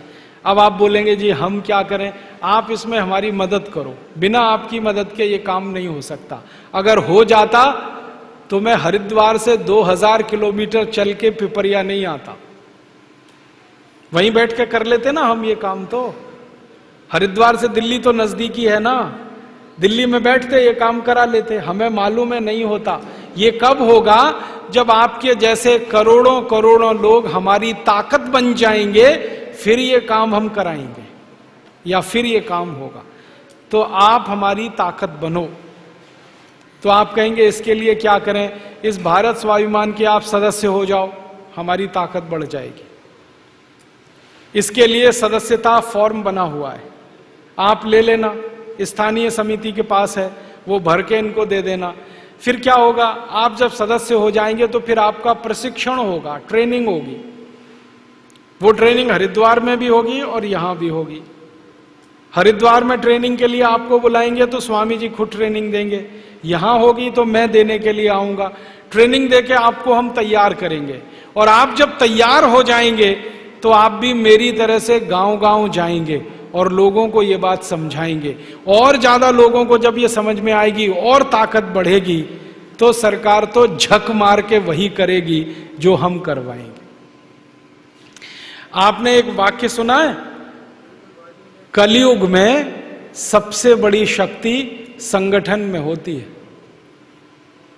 सतयुग जब होता था ना, सतयुग, राम जी का युग, तब सबसे बड़ी शक्ति राजा में होती थी, राज्य व्यवस्था में होती थी। कलयुग में सबसे बड़ी शक्ति संगठन में होती है। तो अभी कलयुग चल रहा है, सतयुग नहीं है। तो इस कलयुग के हिसाब से हमें संगठन की शक्ति बढ़ानी है और वो शक्ति की मदद से ये काम कराना है। आप मदद करेंगे? बहुत अच्छा। अगर आप मदद करेंगे तो मुझे भरोसा है, अगर पिपरिया जैसे छोटे गांव में लोग मदद करेंगे तो बड़े शहरों में भी मदद करेंगे। तो आपकी एक मदद तो ये चाहिए कि आप हमारे संगठन के सदस्य बने जल्दी से जल्दी। फिर आपकी ट्रेनिंग के लिए या तो हरिद्वार बुलाएंगे आपको, नहीं तो यहीं पर ट्रेनिंग देने के लिए मैं आऊंगा या हमारे दूसरे सहयोगी आए। दूसरी एक मदद और कर दीजिए आप। दूसरी क्या मदद कर दें? अपने देश की हालत बड़ी खराब है, मैंने कहा गरीबी, भुखमरी, बेकारी। एक और बुरा हाल है अपने देश का, वो भी सुना दूं आपको। अपने देश पे कर्जा बहुत हो गया है, बहुत कर्जा हो गया है। कारण क्या है? नेता इतने हरामी हैं, सब पैसा लूट लेते हैं, विदेशी बैंकों में जमा कर देते हैं, देश चलाने के लिए पैसा बचता ही नहीं है। तो थोड़ा बहुत जो देश का काम होता है ना, वो सब कर्जे से होता है। कर्जा बहुत हो गया। जब हम आजाद हुए थे 15 अगस्त 47 को, तो 1 पैसे का कर्ज नहीं था हमारे ऊपर। अब 34 लाख करोड़ रुपए का कर्जा हो गया। एक एक हिंदुस्तानी पर लगभग 33,000 रुपए का कर्जा है, एक एक हिंदुस्तानी पर। इस कर्जे से देश को मुक्त कराना है। नहीं तो देश डूब जाने वाला है इसमें। ये कर्जा हमने लिया है विदेशों से बहुत सारा, अब इसमें ब्याज देना पड़ता है। ब्याज के लिए लाखों करोड़ों रुपए लगते हैं, वो आपसे टैक्स के रूप में सरकार लेती है और देती है। अब इसकी समस्या क्या है ना, जैसे जैसे कर्ज बढ़ता जाता है हमारे देश का जो रुपया है ना, इसका दाम गिरता जाता है। ये समस्या है। पहले हमारा जो 1 रुपया था ना, वो अमेरिका के $1 के बराबर था 1947 में। 1 रुपया भारत का और अमेरिका का $1 दोनों बराबर थे, क्योंकि हमने कर्ज नहीं लिया था। अब कर्ज इतना हो गया है कि 50 रुपया अमेरिका के $1 के बराबर है। आप बोलेंगे ये रुपए की कीमत क्यों गिरती है कर्ज गिर लेने से? जो कर्ज देने वाला देश है अमेरिका और यूरोप, ये हमारे ऊपर शर्त लगाते हैं। जब हम उनसे कर्जा मांगते हैं कि कर्जा दे दो, तो कहते हैं तुम्हारे रुपए की कीमत कम करो तब देंगे। उनका क्या स्वार्थ है? उनका स्वार्थ ये है कि वो कर्जे में हमको $1 देते हैं, तो 1 रुपया $1 के बराबर है। जब कीमत गिर जाती है तो 50 रुपया हो जाता है, तो बदले में हमें उनको 50 रुपया देना पड़ता है, इसलिए उनको रकम ज्यादा मिलती है, इसलिए उनका स्वार्थ है। तो वो रुपए की कीमत गिराते हैं, तो कीमत बहुत गिर गई है, 50 रुपया $1 हो गई है। अब इसमें बड़ा नुकसान हो रहा है देश को। नुकसान क्या हो रहा है? हम अमेरिका को कोई माल बेचें तो सस्ता बिकता है, हम अमेरिका से कोई माल खरीदें महंगा पड़ता है। उनको तो $1 का माल है जो भारत को बेचते हैं, हमारे लिए वो 50 रुपए का बैठता है, तो हम सस्ता बेचते हैं महंगा खरीदते हैं। इसमें व्यापार घाटा होता है, घाटे की पूर्ति के लिए फिर कर्ज लेना पड़ता है। इस चक्कर में हम फंस गए। तो इसमें आप और एक मदद कर दो देश की। आप बोलोगे जी क्या मदद करें? आप ऐसे सोचो कि अपने घर पे कर्ज हो जाए तो क्या करते हैं। हमारा घर कर्जे में डूब गया, अब क्या करेंगे? तो 2 ही रास्ते हैं, या तो घर की आमदनी बढ़ाकर कर्ज को वापस करेंगे, या घर का खर्चा कम करके पैसे बचा के कर्ज वापस करेंगे। 2 ही रास्ते हैं ना, या तो घर का खर्चा कम करें या घर की आमदनी बढ़ाएं। अभी ये दोनों काम अगर हम करें तभी देश बचता है। तो मैं आपसे एक विनती करने आया हाथ जोड़कर कि अपने देश पे कर्ज बहुत हुआ है, इसको दूर करने के लिए देश की आमदनी बढ़ाएं और देश का खर्चा घटाएं। खर्चा कम हो, आमदनी ज्यादा हो। तो आप बोलेंगे खर्चा कैसे घटाएं?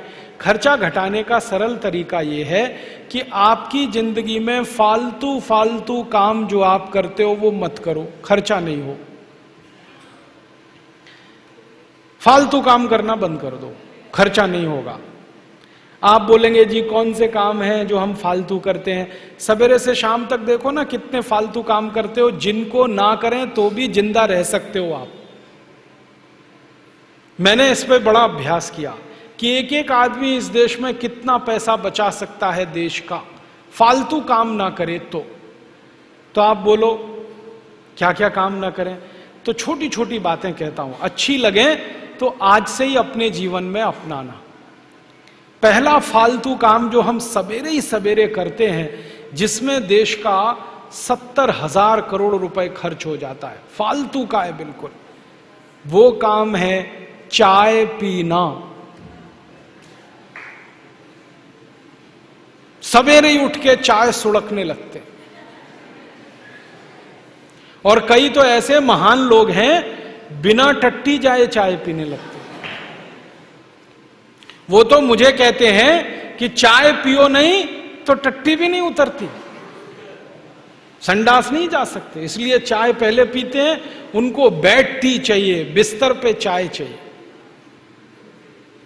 और इसमें खर्चा कितना होता है? 1 किलो चाय 150 रुपए की है। हर साल भारत के लोग 70 करोड़ किलोग्राम चाय पी जाते। सोचो कितना पैसा खर्च करते फालतू में।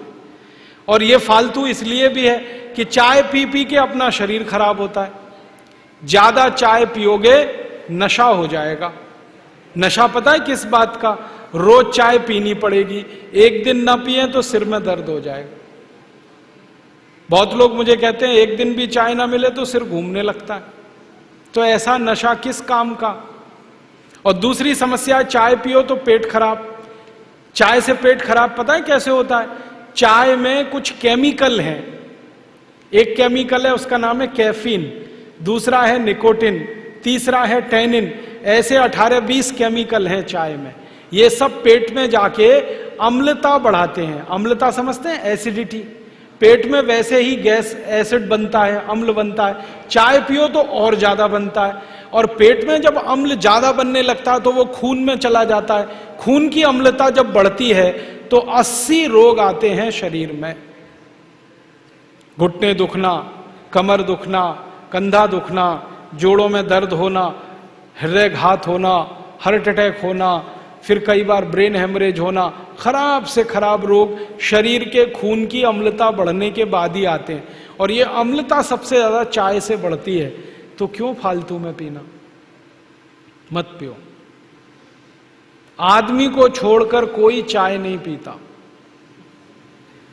मैंने बहुत बार कुत्ते को पिला के देखा, नहीं पीता। गाय को पिलाया, नहीं पीती। भैंस को पिलाया, वो भी नहीं पीती। कोई जानवर चाय नहीं पीता। पक्षी भी नहीं पीते।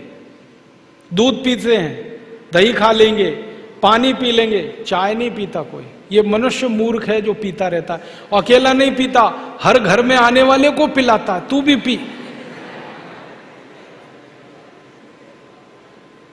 अपनी आंतें जलाते हैं, पेट जलाते हैं, पैसा बर्बाद करते हैं, स्वास्थ्य खराब होता है। चाय पीने वालों को भूख नहीं लगती। जिनको भूख नहीं लगेगी शरीर मजबूत नहीं होगा, कमजोर होगा। कमजोर होगा तो बीमारियां। इसलिए मत पियो।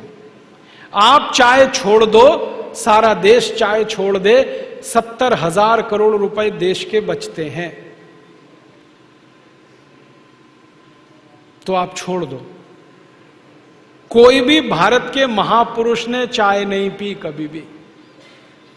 महात्मा गांधी, सरदार पटेल, सुभाष चंद्र बोस, चंद्रशेखर आजाद, शहीद भगत सिंह, ऊधम सिंह, किसी ने चाय नहीं पी। आप क्यों पी रहे हो? बंद करो। तो आप बोलोगे फिर क्या पिए चाय की जगह? मैं आपको बताता हूं, दूध पियो। आप बोलेंगे जी दूध पीने से क्या लाभ है? 2 लाभ हैं। चाय बिकना अगर कम हो जाए, दूध बिकना बढ़ जाए, तो दूध बिकेगा तो जानवर ज्यादा पालने पड़ेंगे, तो मुनाफा सब किसानों को मिलने लगेगा। और चाय का मुनाफा मिलता है ज्यादा से ज्यादा विदेशी कंपनियों को। हमारे देश में जो चाय बिक रही है ना, वो सबसे ज्यादा बेचने वाली कंपनी है ब्रुक बॉन्ड, एक है लिप्टन, एक है टी सिटी, एक है आईटीसी। ये सब विदेशी कंपनियां। तो ज्यादा चाय बिकती है तो मुनाफा विदेशियों को मिलता है। ज्यादा दूध बिकेगा, मुनाफा किसानों को मिलेगा। तो क्या अच्छा है? दूध बिके तो दूध पियो, चाय बंद करो। ठीक है? अब कुछ लोग कहते हैं चाय की तलब लगे तो क्या करें? उसका रास्ता मैं बताता हूं आपको, बहुत अच्छा रास्ता। पानी ले लो, खूब गर्म करो उसको, पानी को। उसमें तुलसी की पत्ती डाल दो, अदरक डाल दो, काली मिर्च डाल दो, दालचीनी डाल दो, थोड़ा गुड़ डाल दो, खूब उबाल लो और चाय की तरह से पी लो। काढ़ा बना के पी लो। आप बोलेंगे इतना सब कौन करेगा? तो खाली पानी को खूब गर्म करो, नींबू निचोड़ दो, गुड़ डाल दो, चाय की तरह से पी लो। और ये भी नहीं कर सकते तो खूब पानी को गर्म करो और चाय की तरह से पी लो। बहुत फायदा है। पता है क्या फायदा है?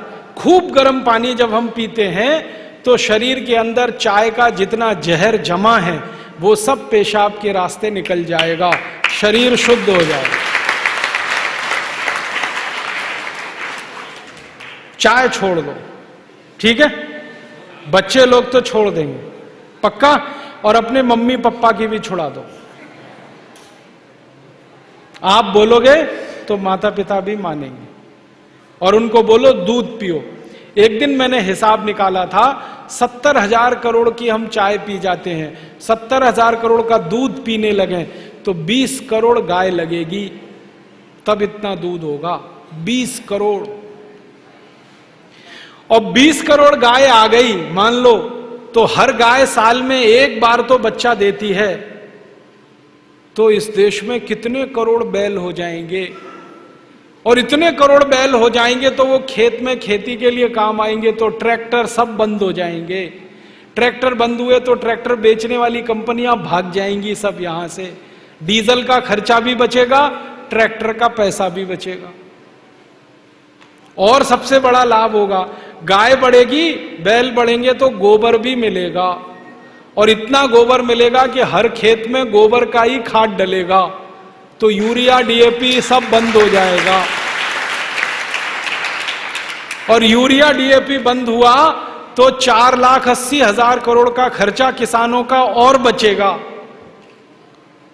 मेरा सारा ध्यान इस बात पर है, खर्चा कम करो, देश का खर्चा बचाओ, आमदनी बढ़ेगी अपने आप। आप जानते हैं जिस घर का खर्चा कम होता है आमदनी अपने आप बढ़ जाती है उसकी, क्योंकि जो बचत है वही आमदनी हो जाती है। बात समझ में आ रही है? पिएंगे दूध कल से पक्का? हाँ। अब दूसरा एक तरीका बताता हूं खर्चा बचाने का। दांत साफ करने के लिए टूथब्रश मत करो, खर्चा बचेगा। हम आजकल टूथपेस्ट करते हैं, कॉलगेट, क्लोजअप, पेप्सोडेंट, सिबाका, फॉरेंस, ये बड़े महंगे हैं। 30 रुपए का 100 ग्राम, 300 रुपए किलो, हुआ कि नहीं? गाय का घी 200 रुपए किलो, टूथपेस्ट 300 रुपए किलो। क्या मूर्ख लोग हैं इस देश के, पढ़े लिखे, सुपर इडियट। वो क्या करते हैं, 200 रुपए किलो गाय का घी नहीं खाते और 300 रुपए किलो का पेस्ट रगड़ के दांतों पे थूकते हैं। वो कहते हैं हम बड़े स्मार्ट हैं। मैं उनसे कहता हूं और स्मार्ट बनो। क्या कहते हैं, क्या करें? मैं कहता हूं ये 300 रुपए किलो का पेस्ट, इसको थूकते क्यों? इसी को रोटी पे लगा लगा के खा लो, गाय के घी से तो महंगा है। कितना फालतू खर्चा कर रहे हैं। 300 रुपए किलो का पेस्ट। मैंने एक दिन हिसाब निकाला था, एक आदमी रोज जो ब्रश करता है ना सवेरे का, तो एक बार के ब्रश में 1.5 से 2 ग्राम टूथपेस्ट इस्तेमाल होता है। अगर वो आदमी 60 साल तक, अपनी जिंदगी के 60 साल तक ब्रश करता रहे, तो एक आदमी का टूथपेस्ट का खर्चा 1,40,000 रुपए आता है 60 साल तक। एक पेस्ट आता है 100 ग्राम 30 रुपए का। जिंदगी में वो जितने पेस्ट इस्तेमाल करेगा 60 साल में, उसका हिसाब जोड़ा 1,40,000 के आसपास खर्चा। क्या फालतू खर्चा है, बंद करो ये, इसकी कोई जरूरत नहीं है। ब्रश को पेस्ट लगा के रगड़ने की कोई जरूरत नहीं है। फोकट का काम करो, दातुन करो, दातुन, नीम की दातुन, बबूल की दातुन, पाकड़ की दातुन, करंज की दातुन, अमरूद की भी दातुन होती है, आम की भी दातुन होती है, बबूल की दातुन, 12 तरह के पेड़ हैं, उनकी दातुन करो। Tax free, cost free, side effect कुछ नहीं है, एक्सपायरी डेट कुछ नहीं है। फोकट में मिलती है कि नहीं? एक एक दातुन तोड़ लो और दातुन तोड़ के 7 दिन तक चलाओ उसको। मैं तो एक दातुन 7 दिन कर लेता हूं। कैसे? दातुन किया, चबाया, आगे का हिस्सा काट दिया, फिर पानी में डाल के रखा, दूसरे दिन फिर कर लिया, ऐसे 7 दिन चलती है। एक बार क्या हुआ, एक आईआईटी का लड़का मुझे पूछता है, बहुत इंटेलिजेंट होते हैं आईआईटी वाले, मैं भाषण दे रहा था, कहने लगा क्या मूर्खता की काम करते हैं आप, एक दातुन को 7 दिन करते हैं। मैंने कहा भाई तू ये बता, एक टूथब्रश को कितने दिन करता है? उसने कहा मैं तो साल भर तक करता हूं। मैंने कहा तू महामूर्ख है, मैं तो 7 दिन में बदल देता हूं, तू साल भर एक ही ब्रश को रगड़ता रहता है। बंद करो ये ब्रश। और ये ब्रश की मुश्किल पता है क्या है? टूथब्रश होता है ना प्लास्टिक के, उसमें ब्रसल्स होते हैं, उनको जब हम रगड़ते हैं ना तो मसूड़ों पर उसका घर्षण होता है, मसूड़े सब छिल जाते हैं, कमजोर हो जाते हैं। जिनके मसूड़े कमजोर होते हैं उनके दांत कमजोर हो जाते हैं, जिनके दांत कमजोर हैं उनकी जिंदगी में कोई आनंद नहीं है। दूसरी समस्या क्या है? कभी भी आप देखना टूथब्रश होता है ना, उसमें जहां ब्रसल्स लगे रहते हैं ना, वहां पीला पीला सफेद सफेद कचरा जमा हो जाता है, उस पे हजारों वायरस आकर जिंदा बैठते हैं, और रोज आप अपने मुंह में डाल के क्या खतरनाक काम कर रहे हो। बंद करो, अच्छा नहीं है ये। और एक बात बताऊं, ये जो टूथपेस्ट है ना, टूथपेस्ट जिसको आप घिसते हो, इसमें झाग बहुत बनता है, मालूम है? झाग तो वॉशिंग पाउडर में भी बनता है। कभी कभी मैं लोगों से कहता हूं आप कॉलगेट क्यों करते हैं, तो कहते हैं इसमें झाग बहुत बनता है। तो झाग तो शेविंग क्रीम में भी बनता है, शेविंग क्रीम क्यों नहीं रगड़ते? अब मैं असली बात बताता हूं, जिस वस्तु से शेविंग क्रीम में और वॉशिंग पाउडर में झाग बनता है, वही वस्तु टूथपेस्ट में मिलाई जाती है। उसको कहते हैं सोडियम लॉरेल सल्फेट, और ये ऐसा खतरनाक केमिकल है जो कैंसर कर देता है। अब मैं आपको एक सच्चाई बताता हूं। अमेरिका देश में, यूरोप के देशों में टूथपेस्ट जब बाजार में बेचा जाता है तो उस पर चेतावनी लिखी रहती है और उसमें कहा जाता है सावधान, टूथपेस्ट करने से कैंसर होता है। अंग्रेजी में लिखते हैं इट इज कैंसरस, कार्सिनोजेनिक। और अमेरिका यूरोप के टूथपेस्ट पे क्या क्या लिखते हैं? अंग्रेजी में लिखते हैं please keep out this toothpaste from the reach of the children below 6 years.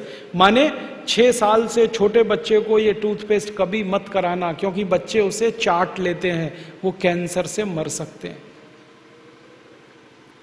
फिर अमेरिका और यूरोप के टूथपेस्ट पे लिखते हैं in case of accidental injection please contact immediately poison control centre. माने गलती से पेस्ट अगर कर लिया बच्चे ने तो हॉस्पिटल लेके जाना उसको। जहर है। क्या जहर है? उसमें एक केमिकल जिसका नाम है सोडियम लॉरेल सल्फेट। ये केमिकल एक बूंद अगर आपकी जीभ पर गिरा दें तो जीभ पे ही कैंसर हो जाता है। मत करो आप, ये बेकार है। तो दांत कैसे साफ करें? दातुन से। दातुन है ना, पिपरिया में तो बहुत है। मैं अभी रास्ते में आया, इतने नीम के पेड़ हैं कि दातुन ही दातुन है यहां तो। आपको तो कोई कमी नहीं, तो दातुन करो। दातुन ना मिले तो दंत मंजन करो। दंत मंजन भी फोकट वाला करो, खर्चा नहीं करना। फोकट वाला दंत मंजन, घर में रसोई है, वहां पे हल्दी है, ले लो थोड़ी सी हल्दी, और सरसों का तेल है वो भी डाल दो उसमें, और थोड़ा सा नमक, तीनों को मिलाओ, दांत पे घिसो, सबसे अच्छा दंत मंजन। और एक दूसरा बताता हूं, गाय है, गाय, उसका गोबर है, गोबर को जला दो। कैसे जलेगा? पहले सुखाओ उसको, छोटे कंडे बनाओ, फिर जला दो, तो राख निकलेगी। उस राख में थोड़ा नमक मिलाओ, थोड़ी फिटकरी मिलाओ और उसको दांत पर घिसो। उससे अच्छा दंतमंजन दुनिया में नहीं। और एक तरीका बताता हूं, नींबू है ना, नींबू हम सब्जी में निचोड़ते हैं। अब छिलका बच गया, इसको फेंकना नहीं, छिलके को उलट दो, अंदर का हिस्सा बाहर निकाल दो, उस पे नमक रगड़ के ऐसे ऐसे दांतों पे घिसो, दांत एकदम साफ।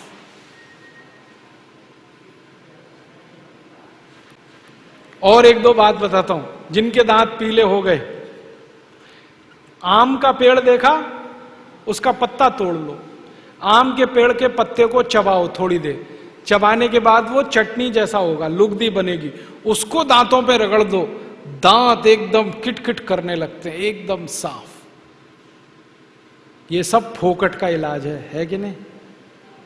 और नहीं तो कोई खरीदना है तो दंत मंजन खरीद लो, बाजार में बहुत मिलते हैं, लाल दंत मंजन, काला दंत मंजन, वीको वज्रदंती।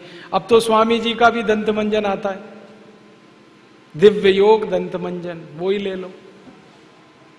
आप वो लोगे तो आपका पैसा कम से कम स्वामी जी के ट्रस्ट में जाएगा, उसी से हम ये सब काम कर रहे हैं। तो या तो दातुन करो, नहीं तो दंत मंजन। टूथपेस्ट बंद, टूथब्रश बंद। अब एक जानकारी और देता हूं आपको, ये जो टूथपेस्ट होता है ना, कॉलगेट, क्लोजअप, पेप्सोडेंट, सिबाका, ये ज्यादातर टूथपेस्ट बनते हैं मरे हुए जानवरों की हड्डियों से। हमारे देश में हजारों कत्ल खाने चलते हैं, वहां गाय बैल भैंस को काटते हैं, उनका मांस बाजार में बिकता है। उन जानवरों की हड्डियों को टूथपेस्ट बनाने वाली कंपनियां खरीदती हैं, हड्डियों को धूप में सुखाते हैं, बोन क्रशर में डालकर पाउडर बनाते हैं, फिर उसी से पेस्ट बनता है, फिर उसी को हम मुंह में लगाते हैं रोज सवेरे ही सवेरे। और जिस दिन उपवास होता है तो जरूर भगवान की पूजा करते हैं, सवेरे सवेरे हड्डियों का चूरा मुंह में लगाते हैं।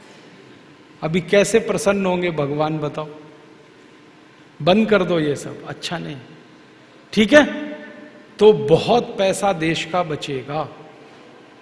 मैंने एक दिन हिसाब निकाला कि पेस्ट बंद कर दें, ब्रश बंद कर दें, जो पैसे बचेंगे अगर उतने से ही दातुन खरीदने लगे, 50 पैसे की एक दातुन, तो 30 लाख लोगों को दातुन बेचने का रोजगार मिल जाएगा इस देश में।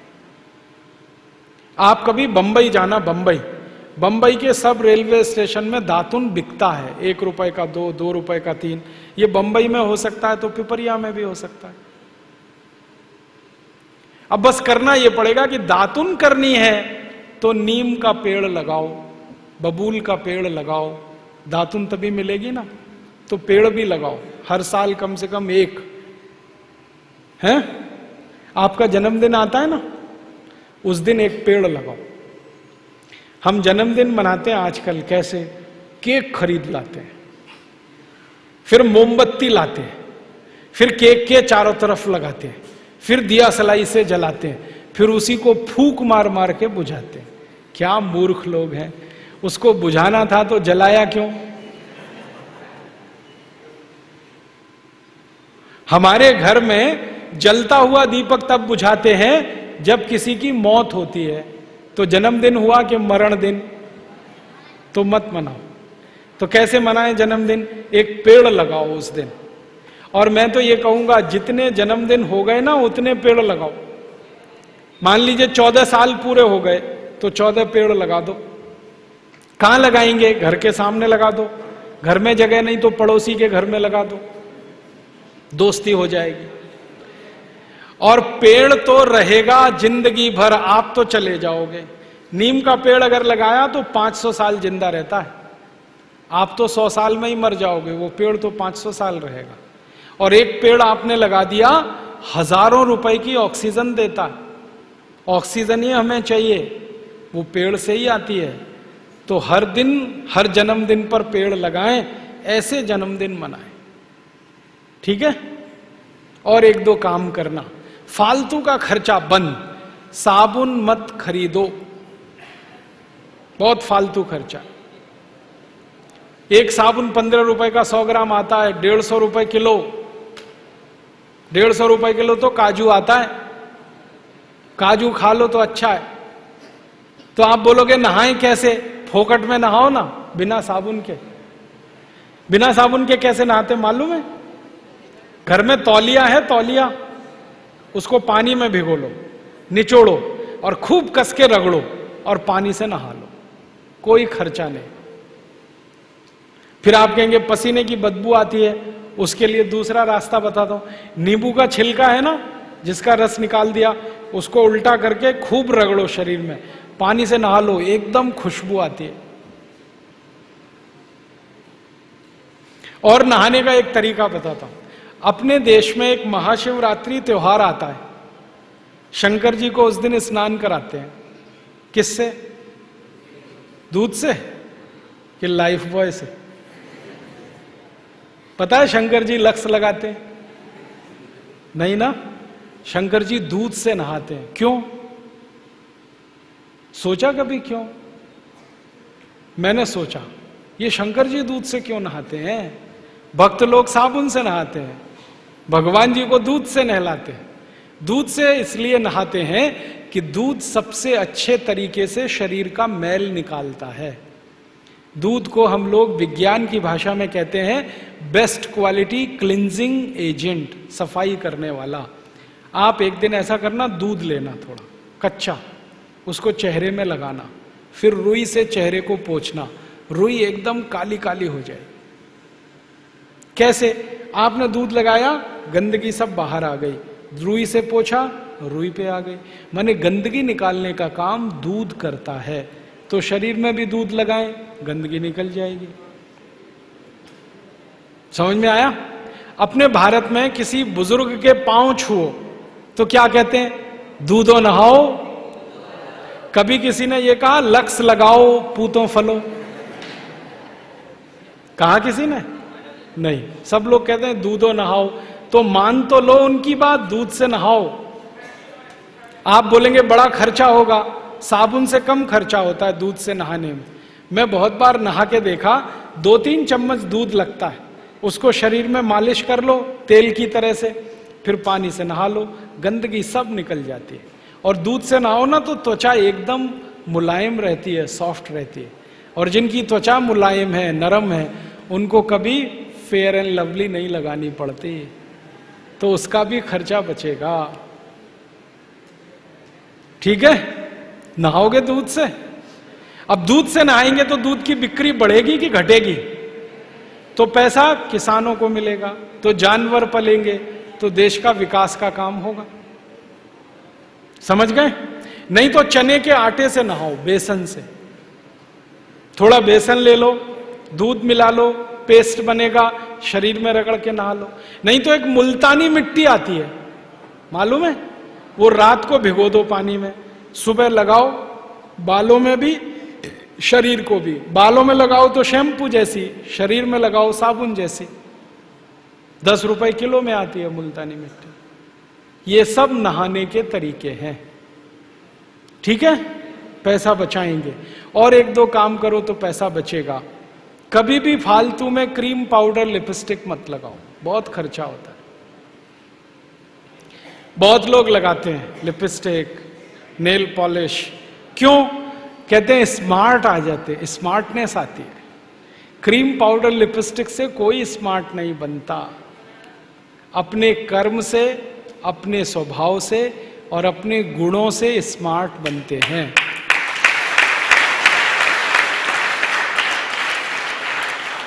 कोई नहीं बनता क्रीम पाउडर लिपस्टिक से। फालतू में मत खर्चा करो, बहुत फालतू खर्चा है। और पाउडर वाउडर भी मत लगाओ। आप बोलेंगे क्यों? हम जब पाउडर लगाते हैं ना तो शरीर के छोटे छोटे रोम छिद्र हैं, पसीना निकालने वाले, वो सब बंद हो जाते हैं, पाउडर भर जाता है उनमें, फिर बीमारी शुरू हो जाएगी। जो ज्यादा पाउडर लगाएंगे कील मुहासे भी उनको ही आते हैं, क्योंकि कील मुहासे का कचरा निकलने के लिए जो छिद्र हैं वो बंद हो जाते हैं। मत लगाओ। तो फालतू खर्चा नहीं करना। अपने को सवेरे से शाम तक ये देखना कहां कहां खर्चा बचा सकते हैं। एक और खर्चा बचा सकते हैं, बीमार पड़े तो दवा खाने के लिए चले गए, अब बीमारी में गोलियां खरीद लाए, कैप्सूल खरीद लाए, इंजेक्शन ले आए। मेरा ये कहना है कि बीमार पड़ो तो रसोई घर की दवा कर लो, खर्चा नहीं है ज्यादा। सर्दी जुकाम हुआ तो अपने रसोई घर में हल्दी है, हल्दी को दूध में खूब गर्म करके पी लो, सर्दी जुकाम ठीक। खांसी हो गई तो अपने रसोई घर में अदरक है, अदरक का रस निकालो, थोड़ा गुड़ मिला के या शहद मिला के गर्म करके पी लो, खांसी ठीक हो गई। ज्यादा खांसी हो गई तो तुलसी का रस निकाल दो, अदरक का रस निकाल लो, शहद मिला के पी लो। बुखार बहुत आ गया तो दालचीनी का पाउडर और तुलसी ले लो, खूब उबाल के काढ़ा बना के उसे पी लो। एक भी बीमारी के लिए दवा खाने की जरूरत नहीं। पेट खराब हो गया, दस्त बहुत हो रहे हैं तो जीरा ले लो और फंकी मारो, चबा के खाओ, दस्त एकदम बंद हो जाते हैं। कच्चा दूध ले लो, नींबू निचोड़ के पी लो, एक ही बार में दस्त बंद हो जाते हैं। सब बीमारियों का इलाज रसोई घर में है, एक भी खर्चा करने की जरूरत नहीं है। अपने जो दादा दादी हैं, नाना नानी है, सबको मालूम है, लेकिन हम उनसे पूछते नहीं हैं। डॉक्टर से पूछने के लिए जाते हैं, पैसे भी देते हैं डॉक्टर को, खर्चा भी करते हैं। दादा दादी से पूछ लो, नाना नानी से पूछ लो, सबको मालूम है ये इलाज। और एक छोटी सी बात याद रखो कि बीमारी मत पड़ो तो दवा का खर्चा ही नहीं। आपको मालूम है स्वामी रामदेव जी सालों साल से बीमार नहीं पड़े, तो आप भी मत पड़ो। वो क्या करते हैं? रोज प्राणायाम करते हैं, योग करते हैं, आप भी कर लो। थोड़ी देर प्राणायाम कर लिया करो। सीखना है तो सिखाने वाले यहां योग शिक्षक हैं, प्राणायाम सीख लो थोड़ा। 15-20 मिनट भी अगर रोज कर लिया, आधा घंटे करें तो बहुत अच्छा है। 15-20 मिनट भी रोज कर लें तो बीमारी नहीं आती। बीमारी नहीं आएगी, दवा का खर्चा नहीं, दवा का खर्चा बचेगा तो देश का पैसा बचेगा। एक दिन हमने हिसाब निकाला, सब लोग बीमार पड़ना बंद करें तो 6 लाख करोड़ रुपए देश का बचता है। जिस घर पर कर्ज होता है ना, उसका एक एक पैसा बचाना चाहिए। देश पर कर्ज हो गया है, देश का पैसा बचाना चाहिए। और बीमार ना पड़े उसके लिए 4 मोटी मोटी बातें हमेशा याद रखना। मैं उनका पालन करता हूं, आप भी करना। योग प्राणायाम रोज करना। खाना खाने के बाद पानी नहीं पीना कभी भी, 1 घंटे बाद पीना। कभी बीमार नहीं पड़ोगे, क्योंकि हम जो खाना खाते हैं ना, उसका पाचन होना बहुत जरूरी है। खाने को पचाने के लिए पेट में अग्नि जलती है, उसको जठर अग्नि कहते हैं। खाना खाते ही वो जलना शुरू हो जाती है। हम गटागट पानी पी लेते हैं, वो अग्नि शांत हो जाती है, फिर खाना पचता नहीं, फिर खाना सड़ता है, और सड़ा हुआ खाना सैकड़ों बीमारियां पैदा करता है। इसलिए खाने के बाद पानी मत पियो 1 घंटे तक। और पानी को जब भी पियो तो घूट घूट भर के पियो, थोड़ा थोड़ा। क्यों? मुंह में लार बनती है ना, ये पानी में मिलके पेट में जानी चाहिए। मुंह की लार जो है ना, क्षारीय है, पेट में अम्ल बनता है। क्षार और अम्ल दोनों मिलें तो एक दूसरे को न्यूट्रल कर देते हैं। जिनका पेट न्यूट्रल होता है वो कभी बीमार नहीं पड़ते। इसलिए पानी घूट घूट पियो।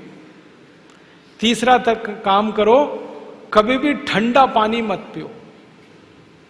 हमेशा पानी सादा या गुनगुना पानी पियो। फ्रिज का पानी मत पियो, क्योंकि ठंडा पानी पीते ही गड़बड़ होती है। हमारा पेट गर्म है, पानी हमने ठंडा पी लिया, अब पानी को गर्म करना पड़ता है पेट में।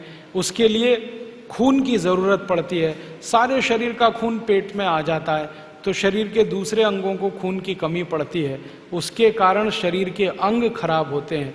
इसलिए ठंडा पानी मत पियो, सादा पानी पियो, मिट्टी के घड़े का पी सकते हैं। और आखिरी नियम है, सवेरे सवेरे सोकर उठो, सबसे पहले पानी पियो। मुंह धोने से पहले पानी पियो, संडास जाने से पहले, टॉयलेट जाने से पहले पानी पियो। पानी पिए के अगर आप टॉयलेट जाओगे, पेट एकदम से साफ होगा। और जिनका पेट एक बार सुबह साफ होता है वो बीमार नहीं पड़ते। आप जानवरों को देखो, जानवर जब खाना खाते हैं ना, कोई पानी नहीं पीता, हमेशा 3-4 घंटे के बाद पानी पीते हैं। चिड़िया भी दाना चुगती है सुबह सुबह, पानी पीती है 10-11 बजे। पक्षी और पशु सब पानी खाने के 2-3 घंटे बाद पीते हैं। और कोई पशु पक्षी ठंडा पानी नहीं पीता, बर्फ नहीं खाता, आइसक्रीम नहीं खाता। आप क्यों खा रहे हो? नहीं खाना, गला खराब होता है। फालतू खर्चा कम करो, पैसे बचा के स्वस्थ रहो। हम स्वस्थ रहेंगे, परिवार स्वस्थ रहेगा, देश स्वस्थ रहेगा, 6 लाख करोड़ रुपया बचेगा। और मैंने सवेरे से शाम तक का हिसाब बताया। चाय कॉफी बंद करें, टूथपेस्ट बंद करें, साबुन वगैरह विदेशी ना लगाएं, तो इसमें 2,32,000 करोड़ का खर्च बचता है। अब 6 लाख करोड़ दवा से बचा लें, 2,32,000 करोड़ इससे बचा लें, 3-4 साल में इतनी बचत हम कर सकते हैं कि कर्ज पूरा चुका सकते हैं। और कर्ज चुक गया तो रुपया और डॉलर बराबर हो जाएगा, 1 रुपया 1 डॉलर। फिर हम अमेरिका को 1 रुपए का माल बेचेंगे तो 1 डॉलर आएगा, 50 रुपए का नहीं बेचना पड़ेगा। हमारी आमदनी पूरे देश की रुपया डॉलर बराबर होते ही 50 गुनी आमदनी बढ़ जाएगी देश की, जिसको हम एक्सपोर्ट इनकम कहते हैं, निर्यात की आमदनी कहते हैं। और जिस देश की आमदनी 50 गुनी बढ़ जाए और जिस देश का खर्चा 50 गुना कम हो जाए, वो देश तो सोने की चिड़िया अपने आप हो जाएगा। बात समझ में आई? तो यही सब बातें कहकर मैं आपका आभार व्यक्त करता हूं, धन्यवाद देता हूं। आपने इतना सब धीरज और शांति से सुना। अगर ये बातें आप दूसरों को सुनाएंगे तो और भी आभारी रहूंगा। एक चलते चलते छोटी बात किसानों के लिए कहना चाहता हूं। अगर यहाँ कोई किसान भाई हैं, खेती करते हैं, तो उनसे मेरा निवेदन है कि वो भी खर्चा घटाएं, अपना खेती का खर्चा घटाएं। तो खर्चा कैसे घटेगा? यूरिया डीएपी डालना बंद कर दें, बहुत खर्चा घटेगा। और दवा छिड़कते हैं जो खेत में पेस्टिसाइड, वो बंद कर दें। तो आप बोलेंगे फिर क्या करें? यूरिया डीएपी बंद करके गाय का गोबर, भैंस का गोबर खेत में डालें, अब आप बोलेंगे गोबर और कैसे डालें खेत में? बहुत सरल तरीका है उसका। 1 एकड़ खेत अगर आपके पास है तो 10 किलो गोबर ले लो किसी भी जानवर का, 10 लीटर मूत्र ले लो किसी भी जानवर का, गाय बैल भैंस का, दोनों को मिला लो, उसमें 1 किलो गुड़ डाल दो, गुड़, और 1 किलो दाल का आटा, और 1 किलो मिट्टी, खेत की मिट्टी, मेड़ की हो तो बहुत अच्छा। गोबर 10 किलो, मूत्र 10 लीटर, 1 किलो गुड़, 1 किलो दाल का आटा और खेत के मेड़ की 1 किलो मिट्टी, ये 5 चीजें मिला के ड्रम में रख दो, 15 दिन रखा रहने दो, 15 दिन में खाद तैयार हो जाएगा। फिर इसमें पानी मिला दो, कम से कम 200 लीटर। तो ये घोल तैयार हुआ, इसको खेत की मिट्टी पे छिड़कना है। ये सबसे अच्छी खाद है दुनिया की, 1 पैसा भी खर्च नहीं होता इसमें। ये खाद का इस्तेमाल हजारों किसान कर रहे हैं पूरे देश में और सब अच्छे हो गए। जो किसान पहले गेहूं लेते थे यूरिया डीएपी से 1 एकड़ में 10 कुंटल, अब उनका गेहूं आता है 1 एकड़ में 20 कुंटल। जिनका गन्ना होता था पहले 1 एकड़ में 25 टन, अब उनका गन्ना होता है 1 एकड़ में 70 टन। जिनकी कपास होती थी 1 एकड़ में 2 कुंटल 2.5 कुंटल, अब होती है 7 कुंटल। उत्पादन बढ़ गया और जो पैदा हो रहा है वो इतना स्वादिष्ट है कि बाजार में खूब अच्छे भाव पे बिकता है। जो किसान इस तरह से गेहूं करते हैं उनका गेहूं 20 रुपए किलो, 25 रुपए किलो बिकता है। उसको ऑर्गेनिक शुद्ध कहते हैं। ऑर्गेनिक चीजों की सारी दुनिया में मांग है, पूरी दुनिया में। आप भी अपने खेत में इस ऑर्गेनिक तरीके से खेती करो तो बहुत अच्छा है। फॉर्मूला फिर बता देता हूं, 1 एकड़ खेत के लिए 10 किलो गोबर, 10 लीटर मूत्र, 1 किलो गुड़, 1 किलो दाल का आटा, 1 किलो मिट्टी। तो सीधे छिड़क सकते हैं। फसल खड़ी हो तो पानी के साथ मिला सकते हैं। फसल में जब पानी देते हैं ना उसमें मिला दो इसको। मैंने एकड़ का बताया, अब 2 एकड़ है तो डबल कर लेना, 3 एकड़ है ट्रिपल कर लेना। यूरिया का खर्चा खत्म करना। अब यूरिया डीएपी बंद करेंगे, खर्चा कम हुआ। फिर हम जो खाएंगे वो शुद्ध हुआ, वो शुद्ध खाएंगे बीमारी कम, दूसरों को खिलाएंगे उनकी बीमारी कम, सारा देश स्वस्थ सुखी और निरोगी हो जाए। और जब खेत में कीड़ा लग जाए तो कीड़े मारने की भी दवा घर में बना लो। गाय का मूत्र ले लो, भैंस का मूत्र ले लो 20 लीटर, 2-2.5 किलो नीम के पत्ते की चटनी मिला दो इसमें, 2-2.5 किलो आकड़े के पत्ते की चटनी मिला दो, 2-2.5 किलो सीताफल के पत्ते की चटनी मिला दो, आधा किलो तंबाकू का पत्ता पीस के डाल दो। और जो भी आसपास में पेड़ पौधे हैं जिनके पत्तों को जानवर नहीं खाते उनको तोड़कर चटनी बना के डाल दो। गोमूत्र में या भैंस मूत्र में उबाल लो, उबाल कर ठंडा करके छान लो, फिर 200 लीटर पानी मिलाकर खेत पर स्प्रे कर दो, सब कीड़े मर जाते हैं, सब भाग जाते हैं। 1 पैसे का खर्चा नहीं। तो खर्चा बचाओ खेती में, अपने घर में, चिकित्सा में, स्वास्थ्य में, तो आमदनी बढ़ेगी, तो ये देश दुनिया में सबसे आगे निकलेगा। यही बोलकर मैं आपका आभार व्यक्त करता हूं, धन्यवाद देता हूं। बड़े ध्यान से सुना, शांति से सुना, और आप दूसरों को बोलेंगे तो आपका बहुत आभारी रहूंगा। बहुत बहुत धन्यवाद, बहुत बहुत आभार।